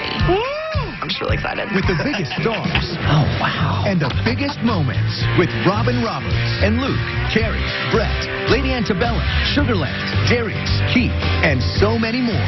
So how could you miss a night like this? Good question. It's a party you don't want to miss. Country music's biggest stars in the spotlight with Robin Roberts. Sunday night at 10/9 Central on ABC. Back now at ABC News headquarters here in New York, midterm elections 2018. What you're looking at right there is what we're seeing in the House so far tonight. So far, Democrats have picked up 5 seats in the House. They need 23 to take control. Let's look at the Senate. So far, the Republicans have extended their majority in the Senate. They picked up that seat of Joe Donnelly in the state of Indiana. They have extended their majority by 1, but a lot of vote yet to come in here in the midterm elections tonight. I want to take a look now at the Florida governor's race. Tom Yamas, why don't you go back to the board up there? This one is so close right now. The Senate race is close as well. What are we seeing here? So, George, the first thing that jumped out at me, we've been tracking both the Florida governor's race and the Florida Senate race, both very close. The difference right now between Andrew Gillum and Ron DeSantis is nearly 100,000 votes. Still very, very close, but that margin is larger than what's in the Democratic Senate race with Nelson. The conventional wisdom was that Gillum was going to excite the party. He was going to excite Democrats. He would actually lift Nelson. Right now, Nelson's doing slightly better than he is in the state. When you look at the state, Democrats are doing well where they need to be doing well. Like we said earlier, Gillum, like Nelson, he's overperforming in Broward, not doing as well in Miami-Dade, but they're still up there. And the big question remains, what happens in Broward and Miami-Dade County? I still believe this race is going to come down. Both the Senate race and the governor's race is going to come down to South Florida, both Broward and Miami-Dade. And also, George, you got to remember, there's another House race we're watching, Florida 26, Representative Carlos Curbelo. The one thing all these races have in common, Hillary Clinton won in these districts, and that's why we're watching them so closely. Keep an eye on that. We have another result in the governors, and that is the state of Colorado, where Congressman Jared Polis has defeated Walker Stapleton there in the state of Colorado. Jared Polis becoming the first governor of the United States who's actually in a same-sex marriage. Stephanie Cutter, we're seeing a very diverse array of candidates on the Democratic side. We are, and I think that's a good thing for the party, a good thing for the country. Jared Polis ran a great race in Colorado. That was a race really defined by local issues that matter to the people of Colorado. It's an important pickup, and it's an important race for us to have. You know, I think Walker Stapleton, the Republican that ran in that race, never really caught on. It became an issue that he wasn't born in Colorado. It was a very localized race, and it's a great win. And of course, Colorado always an important state in presidential elections. Absolutely. As well. Let's dive into the House a little bit more right now. I want to look at the raw vote coming in from the state of Pennsylvania. There you see Chrissy Houlihan running in District 6 up against Greg McCauley. Martha, I keep coming back I know, and there's a reason. Another veteran with a very strong showing here. Let me give you a couple of things here. There are about 200 military veterans running for Congress. Incumbents 63, Republicans 102, Democrats 62, male 188, female 12. Chrissy Houlihan is one of those 12. Donna Brazile, you campaigned for her? Campaign? I went to Paola. No.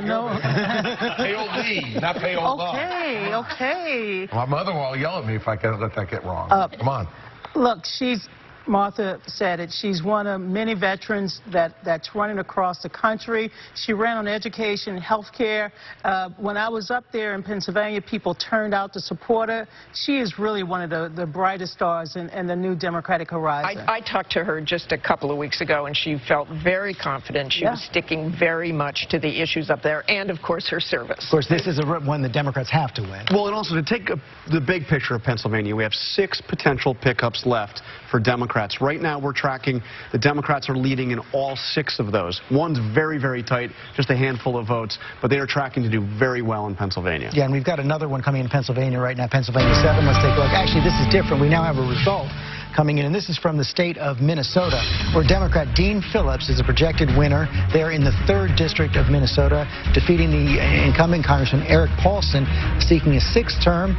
This is a Republican in a district won by Clinton, so another Clinton district coming back home. Cecilia Vega to the Democrats. And a Republican that kept his distance from Trump, and we were looking for potentially a lot of women defections in these suburbs there. This is the Twin Cities suburbs, a highly educated district with a long history of electing Republican moderates there. We were just going to pull up state of Pennsylvania. Let's go back to Pennsylvania right there, where you see Susan Wild up against Marty Norstein. The vote coming in there again. Wide lead so far, but we're not ready to project that. And then next door in the state of New Jersey, Mikey Sherrill, former Navy pilot, prosecutor, up against the state assemblyman Jay Weber. Mikey Sherrill, bright star, Chris Christie for the Democrats. That's my congressional district, George. Long held by Rodney Frelinghuysen, who retired. Mikey Sherrill raised more money, $7 million, than any congressional candidate in New Jersey history. I got 3 pieces of mail from her in the last 10 days. So that's how much money she had to spend. Unfortunately, no, George. It's persuadable. It didn't work, but she raised an enormous amount of money. Again, a veteran and a former federal prosecutor. And you brought up Rodney Frelinghuysen. He's kind of really a dying breed in the Northeast, moderate Republicans. It's unfortunate because Rodney represented that district for a long time. His father before that for many years. And Rodney was a guy who I think really just got tired of all the contentiousness in Washington. He was chairman of Appropriations Committee, and he retired as chairman of Appropriations. Part of the reason the Democrats are in hunt because of so many retirements. We do have another switch right now. It's from the state of Kansas, red state of Kansas, where Sharice Davids has defeated incumbent Congressman Kevin Yoder, who is seeking a 5th term, a pickup for the Democrats in the state of Kansas. And Stephanie Cutter, actually, let me start out with Cecilia first. Again, just we talk about the range of diversity in the Democratic Party. What a story she is. Oh, completely. She is openly gay, Native American. Now making her the very first Native American woman in Congress. And I should say this comes at a time where President Trump is using this phrase repeatedly, Pocahontas. This was a Republican in a district that Clinton narrowly won. And Trump had tweeted for the Republican in there saying that he was strong on crime and borders. Democrats have picked up 7 seats. They need 23 to take control. We're going to take a break.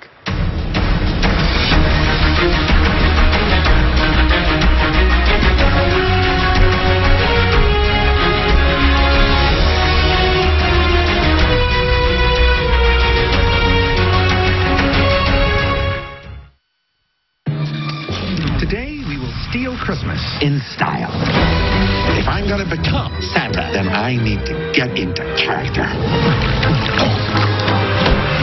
Come on. What's Santa have that I don't? That's hurtful. Go team.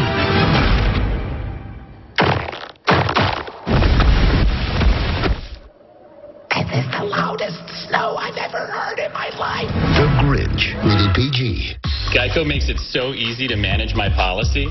With an app that lets me pay my bill, add a vehicle, or even file a claim, it's not just easy. It's aerobics in a recliner easy. Airplane, move it, shimmy, and step, swivel.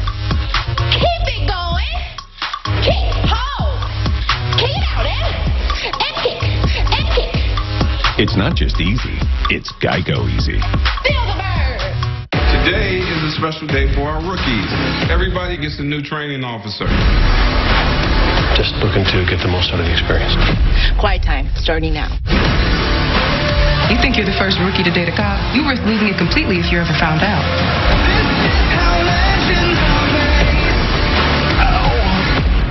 Is that your girlfriend? Hey, kids. Ever been tased? The Rookie, all new next Tuesday on ABC. And catch up on all episodes streaming now and on demand. And now, a KCAU-9 election update. And good evening once again from your local election headquarters. I'm Tim Seaman. And I'm Jenna Renstrom. We're just minutes away from the polls closing in Iowa. Those results should be coming in within the hour. One of the most watched races, of course, in Iowa, the governor's race, one of those, as well as the District 4 seat in the U.S. House of Representatives, where Steve King has been the incumbent for 8 terms. We're covering both sides of that race here in Sioux City. The watch party for the Democrats over at the Hilton Garden Inn. That's where we find our Rebecca Pryor. She's live as supporters start to gather there and watch the results come in. Rebecca? Hey guys, it's more than supporters. Just now, J.D. Scholten walking in, I would say 2 minutes ago. We haven't had a chance to talk to him yet, but we are here with one of his supporters, Amy. Amy, what is it about Scholten that brought you out to the polls voting for him? I am voting for J.D. Scholten because I think Iowa needs someone to represent all of Iowa, not just the Iowa the person he's running against thinks that Iowa is. And what made you feel so powerful about it that you came out here to the watch party tonight? Camaraderie, to be around the people who think the same way I do. Thank you so much, Amy. Again, that was Amy, a J.D. Scholten supporter. As you guys know, J.D. Scholten is up against longtime incumbent Steve King. Steve King has won 8 elections in a row. He's no stranger to political races, but he is a stranger to competition, which is what J.D. Scholten has been giving him up until this point. We'll see how it turns out later. I'm going to give you updates throughout the night. Reporting live, Rebecca Pryor, KCAU-9 News. All right, Rebecca, thanks a lot. I'm sure there was a little bit of noise in the room when J.D. Scholten walked in. I think so. Excitement, too, over at the King camp there at the Stony Creek Inn. That's also where we find our Jacob Russo. He has more. In just a few minutes' time, the polls will close across the entire state, and the numbers will start to trickle out from the precincts. Here at Stony Creek Inn in Sioux City, Steve King is hosting his watch party as the race for U.S. Representative for Iowa District 4 heats up. I talked to Mr. King and his son Jeff King about their prospects, and they both seem confident, but it doesn't seem like they're as confident as they were with the previous races. Jeff said he wasn't sure that they've ever been in a situation like this before. I'll have an interview with Steve King tonight at 10. In Sioux City, Jacob Russo, KCAU-9 News. All right, Jacob, thanks for that update. And of course, we'll be checking back in throughout the evening. More numbers starting to come in from the state of South Dakota. 16% of votes already counted in this race. Dr. Taylor, for the governor's seat between Kristi Noem and Billy Sutton, it's going back and forth. Yeah. Now, the last I looked, Sutton was still up slightly. And you know, the fact that he's running as a pro-life Democrat, pro-Second Amendment, the fact that he's a West River person, where in the Dakotas, that kind of makes a difference. It's sometimes the more ranching, wide-open area of the state feels a little bit neglected at the hands of Sioux Falls. So I think part of that is driving this support for Sutton in this race. It's going to be very close the rest of the night. We'll continue to follow that one, as well as all the races across Siouxland, so stay with us. KCAU-9, proudly serving Siouxland for 65 years. Live from New York City and across the country, this is ABC News Election Night 2018.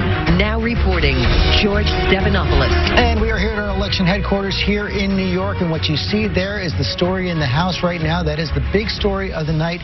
So far, Democrats have picked up 8 seats. A new one just came in. We're going to call it right now. Democrat Mikey Sherrill in the state of New Jersey has defeated Republican Jay Weber. Your new Congresswoman. Yep, and listen, Jay was outraised 9-1 in a Republican district. So like I said before, she spent $7 million. Great story. You know, she's a combat veteran. She's a former federal prosecutor, and she worked this district really, George, almost from the time President Trump was elected. Right. And we have another one coming in right now from the state of Virginia. Big one for the Democrats. Elaine Luria has defeated Scott Taylor in the state of Virginia. Virginia 2. This is one the Democrats, as we said earlier, Martha, had been counting on, had been hoping for. They certainly have. And we just called 2 female veterans in a row. It shows the power of these women in these races. There are 10 Democratic women running who are veterans running this time around, and just got 2 big ones. Nate, are we seeing anything? Is any of this flipping you yet? It is, yeah. No, we are seeing now a more equivocal set of districts where you are seeing some tough races called for Democrats. For example, Kansas 3 in the KC suburbs, in Virginia. So we're seeing the numbers tick back up where we most likely will see the House Senate split. So you're saying most likely right now? They're up to about, I mean, there are calls dropping now very often. But yeah, if we look at this right now, right, we can see the Senate House odds. You see Democrats are back up now to a 7 in 9 chance. Almost where they began the night. So it's really kind of come full circle, yeah. In the Senate, Democratic odds took a plunge and never recovered. They were low to begin with. In the House, though, you have seen now, as races are actually called, or projected, as we say, you've seen now it looks more like we might have thought when the evening began. And we have another one coming in right now. It comes from the state of New York, where Max Rose has defeated the incumbent Congressman Dan Donovan, seeking a third term. Staten Island. John Carl, this was a tougher one for the Democrats. This was a tougher one. So what we're starting to see, George, is the Democrats winning every race where they were expected to win, and now finally picking up some of those that were more truly toss-up. The one you just called in Virginia, Virginia 2, and this in Staten Island. In fact, yeah, this was leaning Republican in our analysis is coming in. David. Yep. Surprise. Dan Donovan, former prosecutor, former DA, won a good primary. It does a good job out there. This one's a surprise. Republicans are surprised to lose Dan Donovan. Yep. Yeah, in fact, they had defeated Dan Donovan, had defeated the Michael Grimm, who had a strong endorsement from Donald Trump. Yep. They thought he was the strongest candidate. Democrats have taken it. David Muir, let's take a step back and look at what the exit polls are telling us about the House. Because what we're seeing now is sort of bearing out on what we're seeing in the exit polls. When you're asked, who do you want to control the House? These are our exit polls tonight. Preliminary results. Control the House. 53% of voters who turned out today, look at this, want the Democratic Party to control the House, perhaps as a check on President Trump, because Republicans obviously control everything right now. 43% want it to stick with the Republican Party. When you break it down, men and women heading out to the polls today, 48% of men want the Democrats to control the House. 57% of women, you can see the gap right there. And you were talking about this earlier. As the economy goes, sometimes so goes the House, George, as you pointed out.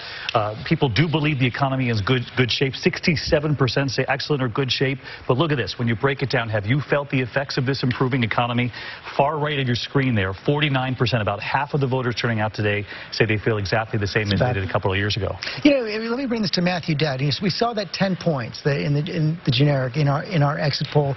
Normally, you would think that 10 points would lead to an easy Democratic win, but you've seen a lot of changes in our politics. We become more divided, more polarized, and the effects of gerrymandering. Well, it's a combination of many things, and to harken back to what I said earlier, this is another battle between geography and demography. In 2016, Hillary Clinton won the popular vote by 3 million votes, and she lost the Electoral College. Democrats, from our initial exit polling, have a 10-point generic advantage and are not sweeping away with this because they're running against red geography. Mary Bruce, Nancy Pelosi came into the night saying she was 100% confident that the Democrats would take control. I think she is like those in the White House also now feeling a little bit better than she was at the beginning about what was happening than about an hour ago. Yeah, I think Democrats are probably breathing a little bit of a sigh of relief as they see some of these new seats turning their way. And look, Nancy Pelosi, it was a bit of a bold move to come out and say 100% she was certain, but it does seem that the night at least is trending in that direction. But I also think it's a 100% certain that this is going to be a pretty narrow win if they win, and maybe the thing that's not 100% certain is whether or not Nancy Pelosi will be the Speaker of the House. If this is a very narrow win, very narrow takeover for the Democrats, it's a much harder road for her. Mary Bruce, we've already seen it. It's a little early tonight to get to that, but we'll come back to this whole idea. You have seen several of these Democrats, including some who've won, like Connor Lamb, say they're not going to support Nancy Pelosi. Yeah, George, 44 Democratic candidates have said that they are not certain about her leading their party. You have 4 of those who have come out and said they are hard nose against Nancy Pelosi. So whether or not she is the next Speaker of the House, if, and that is a big if, Democrats take the House, will depend on the margin of victory for Democrats and the makeup of the caucus. Another result is coming in for right now, comes from the state of Arizona. The governor's race in the state of Arizona, where Governor Doug Ducey has defeated David Garcia, professor of education. He is seeking a second term. He has gotten it. Meghan McCain, your state. I love him. I'm so excited. You know, tonight we're obviously looking at the senatorial race. He's a very popular governor. He was expected to be up by at least 10 points. If Martha McSally ends up winning, I think it will be in no small part to this man's popularity in Arizona, and I'm just thrilled, and it's really expected. Yeah, he kind of walks the balance beam on President Trump. He's magically a candidate that somehow gets Trump's endorsement and my mother's, so, you know, figure that one out. And, you know, he's really good for Arizona in a lot of different ways. I see you shaking. Yeah, no, listen, Doug Ducey, incredibly talented candidate and has been a really good governor. And the thing about what Meghan said is absolutely true. we're not ready to call anything yet, but if Martha McSally wins, she has better got a big thank you note to Doug Ducey. Because Doug Ducey is going to carry her over the finish line. He will have dragged her over the finish line. Let's go next door to the state of Utah, where we're seeing some. We're going to take a look at the Senate race there, where Mitt Romney is projected to win the Senate race in the state of Utah. Of course, he's the former governor of Massachusetts, or ran the Winter Olympics in Utah. Of course, former presidential candidate as well. Abby Huntsman, that's your state. We're going to have Mitt Romney in our lives forever, aren't we? So surprisingly, he did not swim right through the primaries. He actually had a runoff, and a lot of people were surprised by that. I've talked to people. I was just in Utah actually last weekend, and his goal is to go in with a lot of the moderate Republicans leaving or retiring. He's hoping to be that adult in the room, sort of that voice to bring the party back. How successful will he be? Who knows? I don't have a whole lot of faith in it today, but that's what he's planning. Well, that's what he wants to do, Mary Bruce. Let me bring this to you right now, because we said Bob Corker, who's been a frequent Trump critic, has now left the Senate. Jeff Flake also retired from the state of Arizona. Mitt Romney, during the presidential campaign, gave that scathing attack on Donald Trump, was considered for Secretary of State, didn't get it, has somewhat moderated his tone. Yeah, I mean, Mitt Romney once called the president terribly unfit for office, and now a lot of people on the Hill are looking to Mitt Romney, wondering whether he can fill those shoes, whether he can be that Republican who's going to stand up to the president on so many issues like Corker and Flake have done. But Romney has kind of muted some of his criticism of the president. He said that he will support the president where they agree. He will speak out against him where they do not. So it will be interesting to see how much of a counterweight he is to Trump. As you were talking, another result is coming in from the state of Pennsylvania. Pennsylvania 6, Chester County, Chrissy Houlihan will win in the state of Pennsylvania, defeated Greg McCauley. You see it right there. So another pickup there for the Democrats as they move on towards the 23 they will need to take control. They have 11 right now. Let's go back to Eva Pilgrim, just outside of Philadelphia in Swarthmore, Pennsylvania. Democrats encouraged as more of these numbers come in. They are definitely encouraged, and you can hear here in this room, they keep cheering every time the one of the Democrats is announced.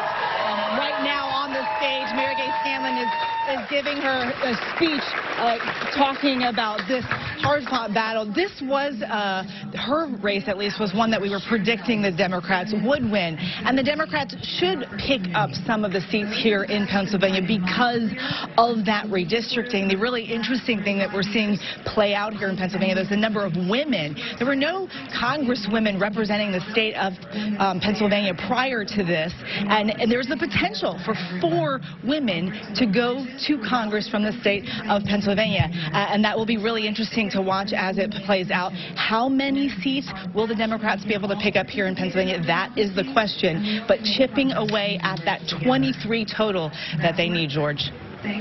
Okay, Eva Pilgrim, thanks very much. Cokie Roberts are saying, actually, before I call on you, we do have another projection. It's from the state of Texas, and in the Senate race in the state of Texas, where we say now that Ted Cruz will win. He has defeated Congressman Beto O'Rourke in the state of Texas. He's the projected winner right now.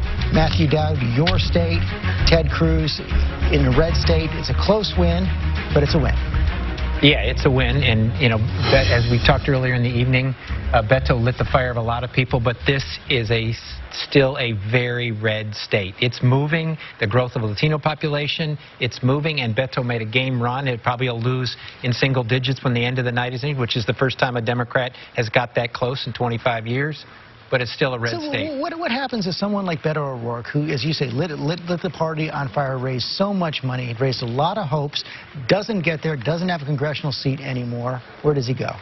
He says he's going back to El Paso and play with his kids and go back to his life. That's what he says. So, I mean, he's a guy that's been authentic in all of this. I think he's going to take a lot of time off. He's been traveling for 2 years straight, going to all 254 counties. He probably needs a nap or at least a week of rest. That's a start on this. But he made a game run for it in a red state. David Muir, what are you seeing in Texas? Well, you're looking at the breakdown of the voters. You know, these are some interesting numbers coming in. Even if Beto O'Rourke lost, he probably can be pretty proud of some of the voters he did get to come out to the polls. They set some records here for a midterm. 24% of the voters in Texas were Hispanic or Latino, 59% white. The issues in Texas driving this race, 38% said health care. That's not as far ahead as we've seen in some of the other states. 32% said immigration. That was, as you know, a big issue for Ted Cruz, pointing to the border wall, saying we must support this president. Beto O'Rourke saying we need more sensible immigration reform. 21% there say the economy. And when you break this down, was Donald Trump a factor in your vote in Texas? Take a look at this. 22% said they supported, 28% said they opposed, but nearly half of the voters in Texas say Donald Trump was not a factor. Ted Cruz pulling it out. Ted Cruz pulls it out in Texas. Oh, you're going to Pennsylvania. But first of all, you have a Pennsylvania call, right? Do we have the chime here on this one? Let's hope so. Yeah, Pennsylvania 7. Susan Wild, thank you. I did have the call, but I didn't hear the chime, so I wasn't sure I could call. But we do have another winner there for the Democrat, John Carl. And I want to say this is a significant win. This is the most significant win so far in Pennsylvania, because this was a true battleground district. This was a district that Hillary Clinton won, but she won by only 1%, and it's a big pickup in Pennsylvania for the Democrats. Cookie Roberts, we are seeing Pennsylvania come home the way they wanted it. Now, the Republicans were saying that they expected Pennsylvania to be a bloodbath for them. That's the term they used. And it looks like it is. But one of the things that is true is that the Democrats worked very hard to recruit these candidates, particularly these women veterans. We've got another one. This is a different one. This is in the state of Pennsylvania. It's a switch the other way. Guy Reschenthaler in the 14th district has defeated Bibiana Barrio there in the state of Pennsylvania. And this is an interesting one.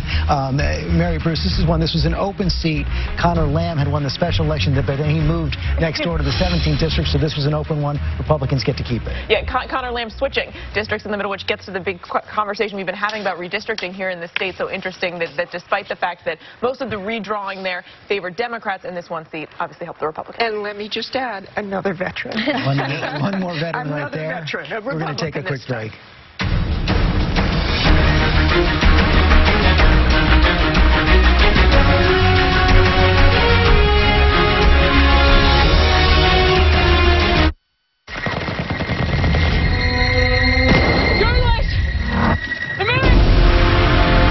Where'd you get that eye patch? At Treasure Island.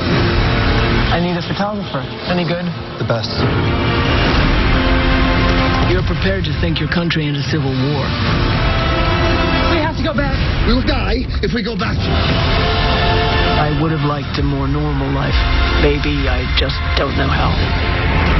Rated R.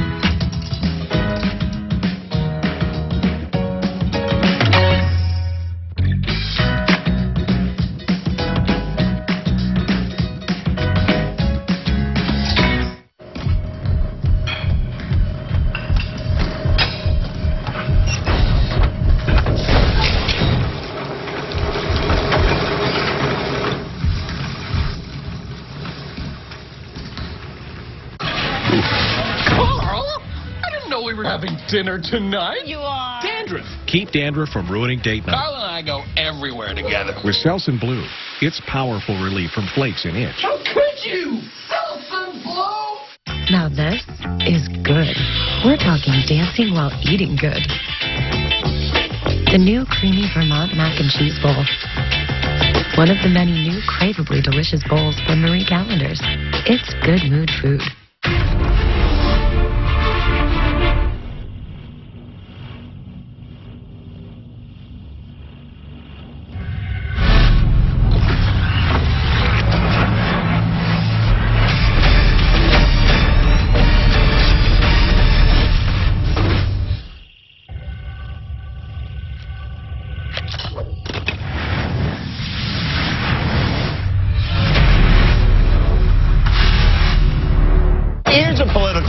I think everyone can enjoy. Kimmel is bringing you up-to-the-minute coverage of the 2018 election, and he's doing it with graphs. So many graphs, he'll need a graph to keep track of the graphs. Good choice, America. Jimmy Kimmel Live, after the midterms, night of 1 million graphs, tonight on ABC. There's nothing like finding out your dad was a Russian spy. A possible traitor, a soccer coach, and a chicken all walk into a Modern Family episode. Yeah, I know. But this ending is no joke. You're pregnant. New Modern Family, Wednesday on ABC.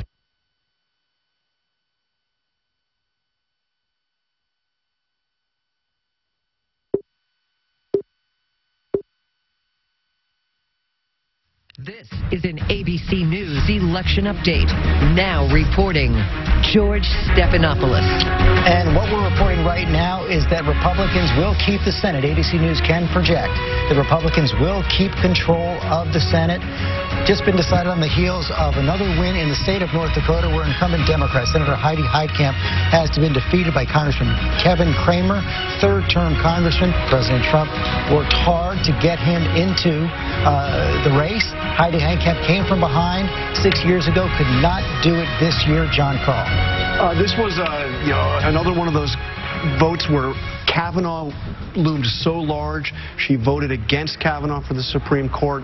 The president hammered her over and over again with it. And when she made that vote, she said that she essentially said that she knew that she was sealing her political fate. Is that what we saw? Oh, absolutely. And you could see it in Heidi Heitkamp's face when she made that decision in her interviews right afterward. But take a look.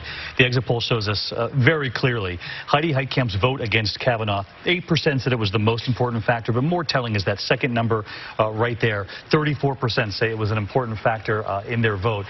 Look at this. When you take a look at when did North Dakotans decide who they were going to vote for, it wasn't the last few days, wasn't even last week. They'd made this decision some time before. But remember what Heidi Heitkamp said. She said, do I want to continue to do work? Absolutely. But do I want to sacrifice my conscience? Do I want to sacrifice the Supreme Court? She said no. She took a stand on Kavanaugh. She voted for Neil Gorsuch. She said yes. But to Brett Kavanaugh, she said no. And you knew almost immediately that she knew what this would mean for her. And this is something that we were really all watching heading into tonight, because President Trump again had said that this is an election about the caravan and about Kavanaugh. And he turned what really could have been a political liability into something that he went on the offense over. He turned this into a discussion about accused men in this country who say that they deserved due process. All of this in the era of Me Too, George. Some of our viewers are going to go back to their local news right now, but our coverage continues.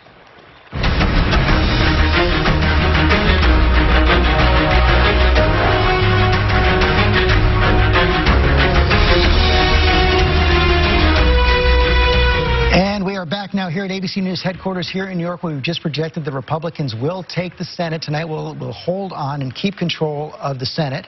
We also have another result in from the state of Texas in the House right now, where the Democrat, Colin Allred, has defeated, there you see it right there, has defeated Congressman Pete Sessions, the Democrats. This was a toss-up race in the state of Texas. Cecilia Vega, a big one for the Democrats. It is, George, and it's one of these races that the Democrats were hoping could give them a leg up. If Texas is going to change, it would start with a district like this.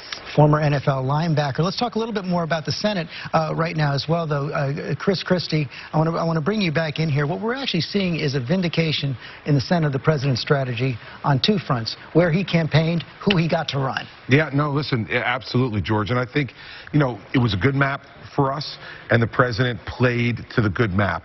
And so whether you look at Indiana, whether you look at North Dakota, the places that were picking up, and we haven't seen yet what's going to happen in Arizona, what's going to happen in Nevada, what's going to happen in Missouri. This could be a 3 or 4 seat plus night for the president, which is huge for him in terms of continuing judicial nominations and having some leeway to play with there. And he's going to be replacing cabinet members, and he's going to need those folks confirmed too. All of those things, adding these people are going to help. With more of a Senate majority, what it could be doing, Chair Moran, is hardening partisan divides in the country. Well, sure. Well, obviously between the Senate and the House and out in the country. And that's what Donald Trump wants, obviously. That's what he set out to do.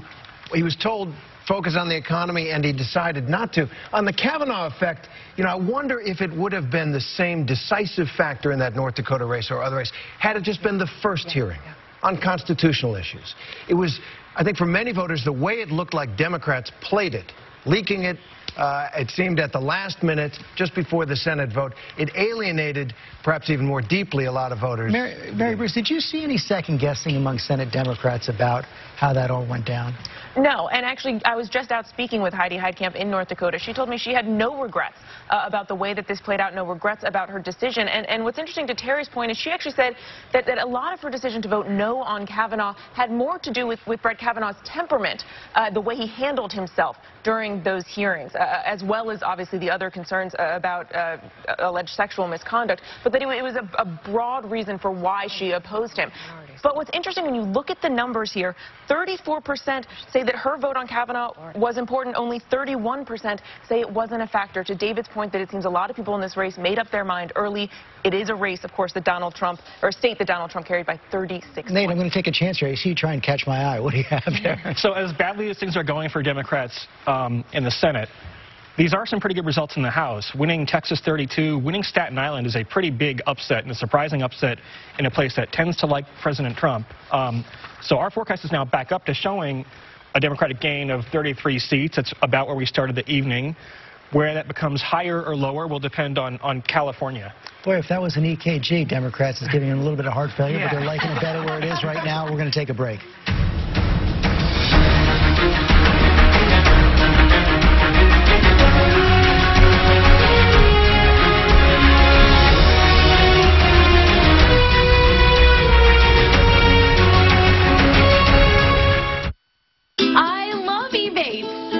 Quite a bit of holiday shopping, and I use Ebates for all of it. Ebates is a website with thousands of stores that I shop through, and they pay me to shop. Not only do I get all my holiday shopping done in a short amount of time, I get money back for doing so. There's no hassles, no gimmicks, nothing. Ebates is where it pays to shop online, literally. Sign up for free, shop at your favorite stores, get paid. Join today and get a $10 bonus at ebates.com.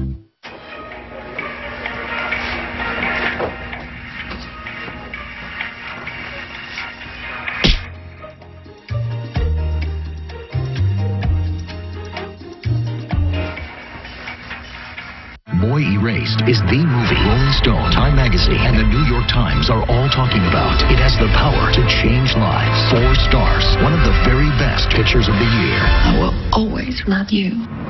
Boy Erased, rated R.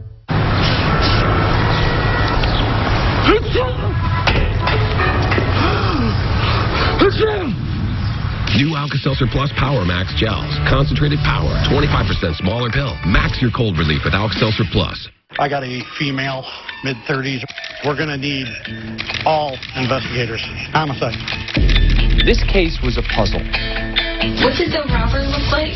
All new 2020, Friday at 10/9 Central on ABC. And now, a KCAU-9 election update.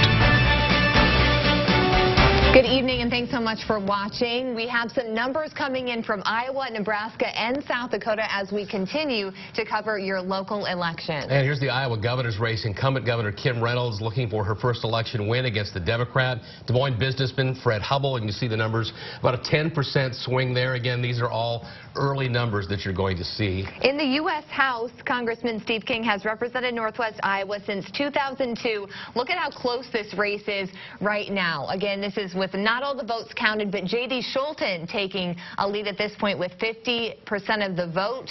King not far behind with 48%. I want to check in with our own Jordan Furby. He's in Des Moines tonight, and he's with the Kim Reynolds campaign, the Republicans in downtown Des Moines. Jordan, what can you tell us at this point as these numbers start to trickle your way? Yeah, the mood, I think, is a lot of anxiousness. A lot of people filing into the ballroom here at the downtown Hilton in Des Moines, waiting to see those first numbers, as you mentioned. A lot of people glued to their TVs to try to see the latest numbers of what the polls show. Of course, the polls closed only a few minutes ago at the top of the hour, and just a lot of people cautiously optimistic, and I'm sure a lot of people anxious. I know a lot of networks have called that the House will be tuned, has called the House going towards Democrats A lot of people trying to see if that trend will continue into Iowa, whether it be the governor's race or any of the state races or any of the other races that we've seen across the state. We'll be here the rest of the night, keeping you updated on the mood and to see if any of those numbers go final here and if we'll hear from the governor anytime soon.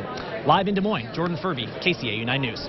Thanks, Jordan. Appreciate that update. More numbers to get to here locally. Indeed. Want to look at South Dakota. Kristi Noem is facing off against Billy Sutton. It's a Republican and Democrat. One of them will become the governor, a new governor in the state of South Dakota. Also, Kurt Evans on the ticket. You can see early numbers there out of South Dakota. And here's the South Dakota House of Representatives at large, a state race here that you're seeing with Dustin Johnson, 2-to-1 margin basically at this point so far into the evening. Now to Nebraska. Pete Ricketts looking to be elected to a second term. The incumbent, right now he has 55% of the vote over Omaha Councilman Bob Christ. And the Nebraska Senate race, Deb Fischer looking to be re-elected, and she has a pretty handy lead over the Democrat Jane Raybould. Also in Nebraska, House District 1 in the District 1, as I mentioned, Jeff Fortenberry leading his Democratic challenger with 55% of the vote. And in House District 3, that race will take a look. 75% of the vote currently going to Adrian Smith, the Republican incumbent in that contest. A few more ballots have been counted. You can see there in Nebraska and in South Dakota. Their polls have been closed now for a couple of hours. In one of those cases, Iowa's just closing 27 minutes ago, and we expect those numbers to continue to pick up pace. Our political analyst, Dr. Jeff Taylor of Dordt College, is with us again. Good to be back.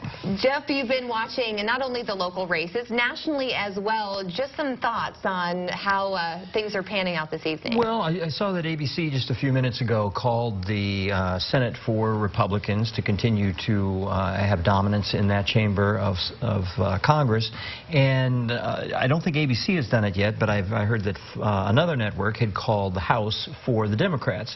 And that may well end up being the way it works. But I would say the big blue wave that was hoped for, feared, depending on your perspective, I don't think that we're going to see that tonight. It looks like the House would be by a modest margin of Democratic control. Coming into tonight, the talk was, you know, the midterm's never good for that new president. About 23 seats usually is the difference there. If you look at the averages, which is what was needed tonight for Democrats. So to have it not be as decisive is pretty close to that number. Right. So as polarizing as Trump is, and as much opposition as there is to Trump out there in the nation, we're not seeing a tidal wave of opposition. And this, in many ways, has been a referendum on President Trump. So what you're seeing with the Democrats getting control of the House, it's not surprising. It's pretty typical that there is a shift in between presidential elections of that magnitude. So.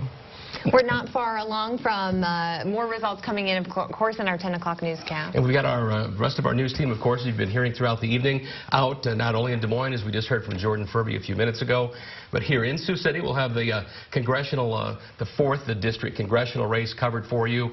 Once those candidates arrive on the scene, we'll be talking with them and talking to their supporters tonight, both in Steve King, the incumbent Republican, and J.D. Schulten, the Democrat in that race. Plus, as the numbers come in close to home, too, with the Board of Supervisors races important here locally, with some of the local state legislative races, and we'll have all that for you. You can follow those in the meantime on the bottom of your screen or at SiouxlandProud.com.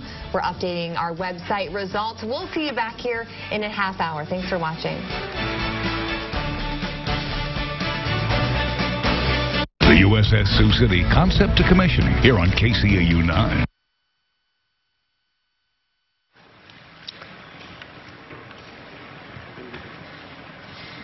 And we are back here in ABC News Election Headquarters here in New York. 10:30 here in the East. We have a result. First, we're going to show you the House and the Senate right there. So far in the House, the Democrats have picked up 13 seats on the way. They need 23 to take control. Republicans have extended their gains in the Senate. They have now picked up 2 seats in the Senate. And we have a result in now from the state of Kansas, the governor's race in the state of Kansas with a Democrat. State Senator Laura Kelly has defeated Chris Kobach, the Secretary of State there in the state of Kansas. Kansas is going to have a Democratic governor. Defeat there, John Carl, for President Trump. A big defeat. And keep in mind, this is a state that Trump won by 21 points. points. But he endorsed Chris Kobach in the Republican primary, somebody who was simply radioactive for a lot of voters, even in conservative Kansas. Radioactive because of his hardline views on immigration and his hardline views on voter fraud.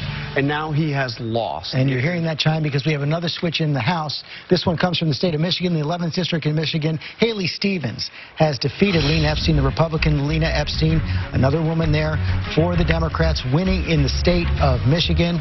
This one was expected to go to the Democrats. They brought it home, Cecilia Bay. Yeah, two women, actually, female newcomers to this race there, George. And it really was billed as a Trump versus Obama race because Lena Epstein had chaired Trump's 2016 campaign in Michigan. And Democrats were really watching this to see that if she won this would be a big validation for his agenda. I'm sure they are celebrating over this one tonight. Health care was a very big issue in this race. Democrats feeling better about the House right now. Let's take another look at the state of Virginia, where the Democrats also hoping still to pick up some more seats there. Look at the Virginia 7th right there, where Abigail Spanberger, a former CIA officer, is up against Congressman Dave Brat, seeking a third term.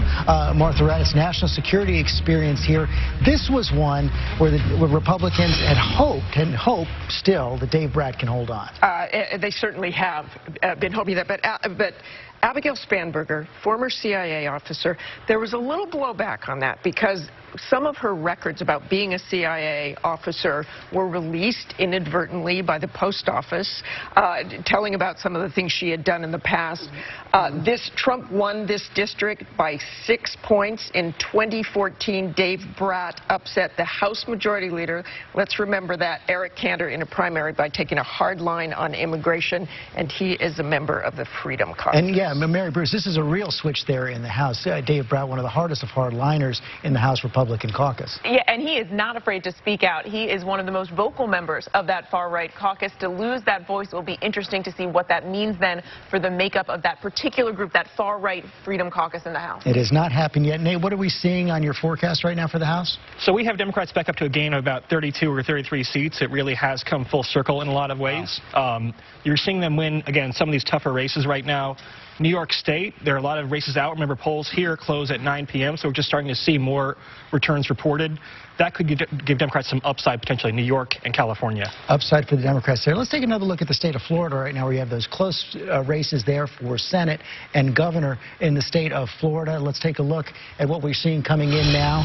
There it is, Bill Nelson. Now, Rick Scott opening up a little bit more of a lead there in the state of Florida. Tom Yamas, what are we seeing on where the vote's coming in? Yeah, you're right. The race is opening up slightly, and I'm just checking out a couple of the counties that we have over here. Let's go up to the map.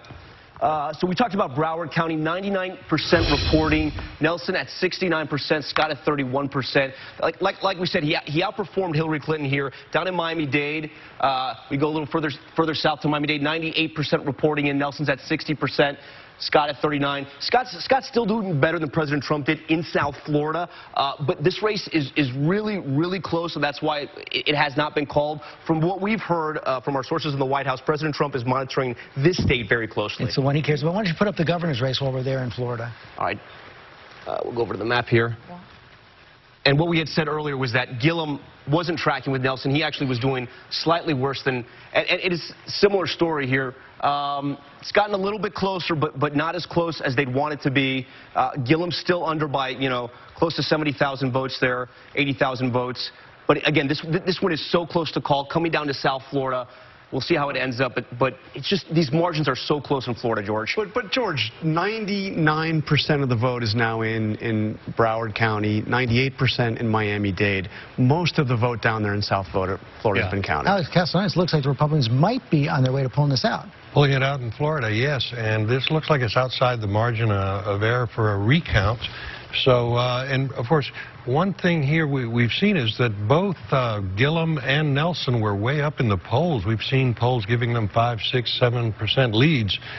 But look how close it is tonight. And remember 2016 when we were sitting here and all of a sudden in Florida we first met the shy Trump voter, the voter that the surveys didn't pick up because they saw, hey, how uncool it was to be for a Republican and Donald Trump. Well, they may be more embarrassed in 2018 than they were in 2016 because these surveys have tightened up.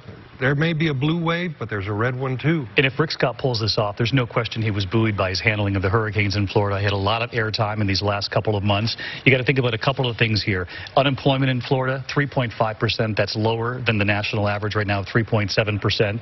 He said Obamacare is a job killer. He made this argument that we've heard from so many Republicans in this cycle that they are the ones who will say pre-existing conditions. If he wins tonight, he will have been successful in making that argument.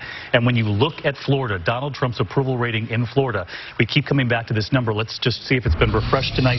51% of the voters are turned out in Florida. Remember, he won this by just a percent, about 100,000 votes over Hillary Clinton, but more than half of the voters in Florida like what they're seeing from Donald Trump. And Rick Scott's been careful about embracing President Trump. But one thing he did do on his own was to take 8 trips to Puerto Rico. President Trump was highly criticized for his response to Maria. Rick Scott was very careful. He knew that a lot of the displaced American citizens from Puerto Rico would play a role in this election, and he was careful to show them that he cares too about Puerto Rico. And Press Secretary Sarah Sanders was just asked for her thoughts on Florida, and she said, I think a lot of credit will go to President Trump if in fact they pull off a victory there, because he has been there to campaign for them, both in the governor and the Senate race. But one thing we are not talking about right now is the overtones of race and racism that have played out in the governor's race there, with the comments like monkey this up by DeSantis, and Gillum saying, I'm not calling him a racist. The racists believe he's a racist. And of course, one of President Trump's more controversial tweets in this election cycle, when he waited and called Gillum a thief without any evidence of that. Pitts, Gillum laughed off those attacks with a smile. He is a new face for the Democratic Party. It doesn't appear yet, at least, that he brought in enough new voters. George, that's exactly right. And I think for many progressives in places like Florida and Georgia, they'll be incredibly disappointed, and they'll be giving their white neighbors the hairy eyeball tomorrow, right? Because there was this narrative in places like Georgia and Florida where he thought there's this picture painted of President Trump, fair or unfair, that for many people he's seen as someone who's anti-minority, right? And so there were people who felt that in the case of Florida, we have a black man running for governor. He's the mayor of the capital city of the state, progressive, liked by many people, that there might be a new South, a new Florida. This is an indication that Gillum did not run as a centrist candidate. When Barack Obama ran for president, there's no red, blue America, there's only one America. Gillum ran as a fairly radical, left-of-center progressive in a state that didn't like him. Didn't like that kind of politics. He tried to overcome it with personal charm and charisma, but a lot of voters, I think, said, look, it might have told pollsters, we don't want to look racist, but this guy may be just too left of center for us. Yeah. Take a look at Florida, Texas, and Indiana. All look like they're headed to be all Republican again. We always talk about Miami or Indianapolis or Austin or Dallas or Houston or El Paso. These are states with a large amount of small town and rural voters still, a huge amount. And it looks like from the returns they voted overwhelmingly, and this has been a trend. And as the suburban areas are moving, and we see from the House races, more Democratic, the rural and small town areas of these states are moving increasingly more Republican. In very different directions, Cookie Roberts. Yes, but you also see in this Florida Senate race that the Hispanic vote is much less for the Democrat than it is in the nation as a whole. And so those trips to Puerto Rico probably made a big difference. The fact that the Hispanic voters were not vilified in any way, were in fact courted, made a difference. But we are seeing very different states in different ways. The bottom line is that in these polls, even though the number of liberals was up to about 27%, that's only 27%. Let's go to Whit Johnson in Tallahassee. So many of these coming in, and at 11 Yeah, George, I just wanted to pick up on what Cookie Roberts was saying about the Hispanic vote here. It is now 16.4% of the voting demographic here in the state of Florida and growing. But as Cookie mentioned, that is a demographic that is changing within the demographic, and in large part due to the tens of thousands of Puerto Ricans who have relocated here after Hurricane Maria. The estimates ranging from 50 to 75,000. It still remained to be seen how they would ultimately vote and if they would could come out and vote. Of course, U.S. citizens, they're able to register and vote here in the state of Florida. But I also wanted to mention this. We're getting some information from our decision desk. We talked about how the vote across the state for both the Senate and the governor, too close to call. And at this point, it's looking like if that margin stays within 1%, then we couldn't make a projection on that. Also, remember, if the margin is a half a percentage point or less, there would be an automatic recount. Not sure if that's in fact going to be the case, but if there was any concern about the early returns, you certainly wouldn't notice it here at the Gillum headquarters here at Florida A&M University. It is still a party-like atmosphere, and this is the exact crowd that Democrats were hoping to get out. A largely African-American voting bloc, also youth, the college vote. They have been mostly dormant in elections in the past, in the major elections here, and they were hoping, the Democrats, that they would turn out to vote. But I can't tell you enough how much Rick Scott and all those visits to Puerto Rico, speaking in English and Spanish, how much that could have an impact on the new growing Hispanic population here. Okay, Rick Johnson, thanks very much. Before we go to break, let's check in on a couple of other Senate races that we're not ready to project yet. That's the state of Arizona right there, where Kristen Sinema up against Martha McSally there in the state of Arizona. It's a close one, Meghan McCain.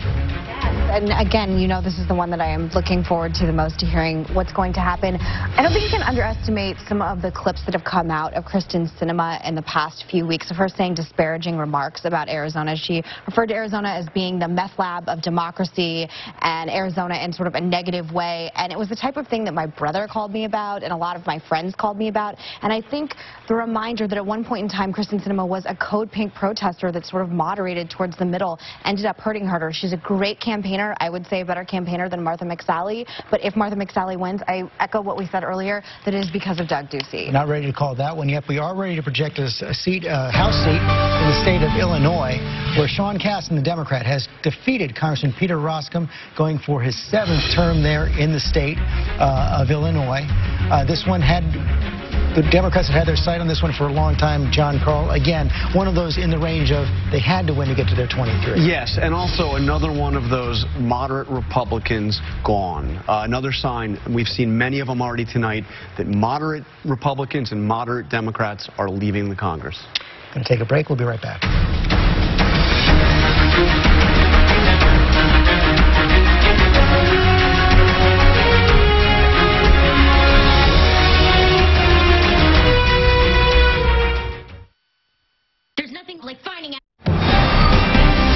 Good evening on this election night. We'll have a chilly pattern as we move through this week with high temperatures in the 20s and 30s.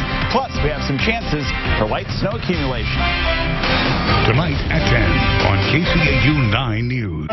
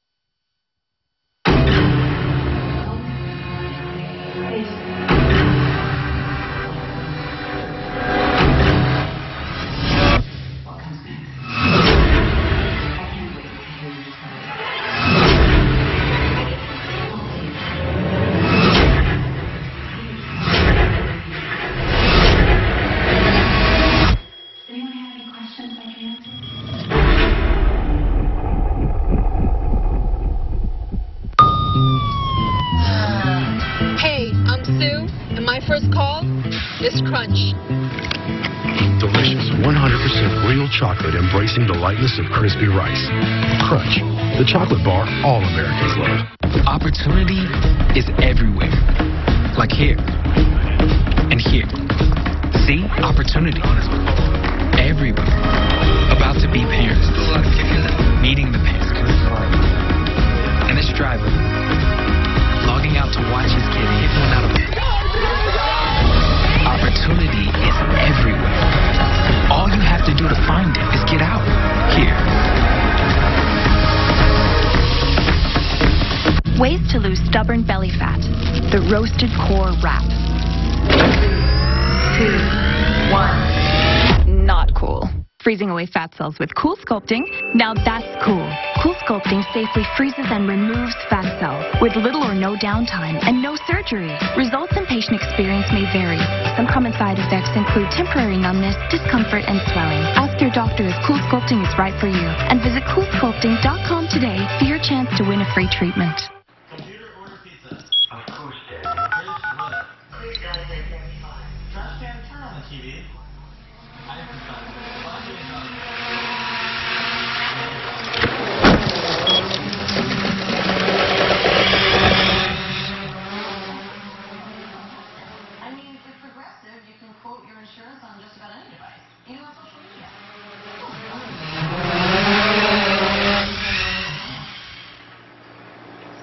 I've made many discoveries in my life, but you don't have to be an Einstein to know it's more important than ever to keep dreaming.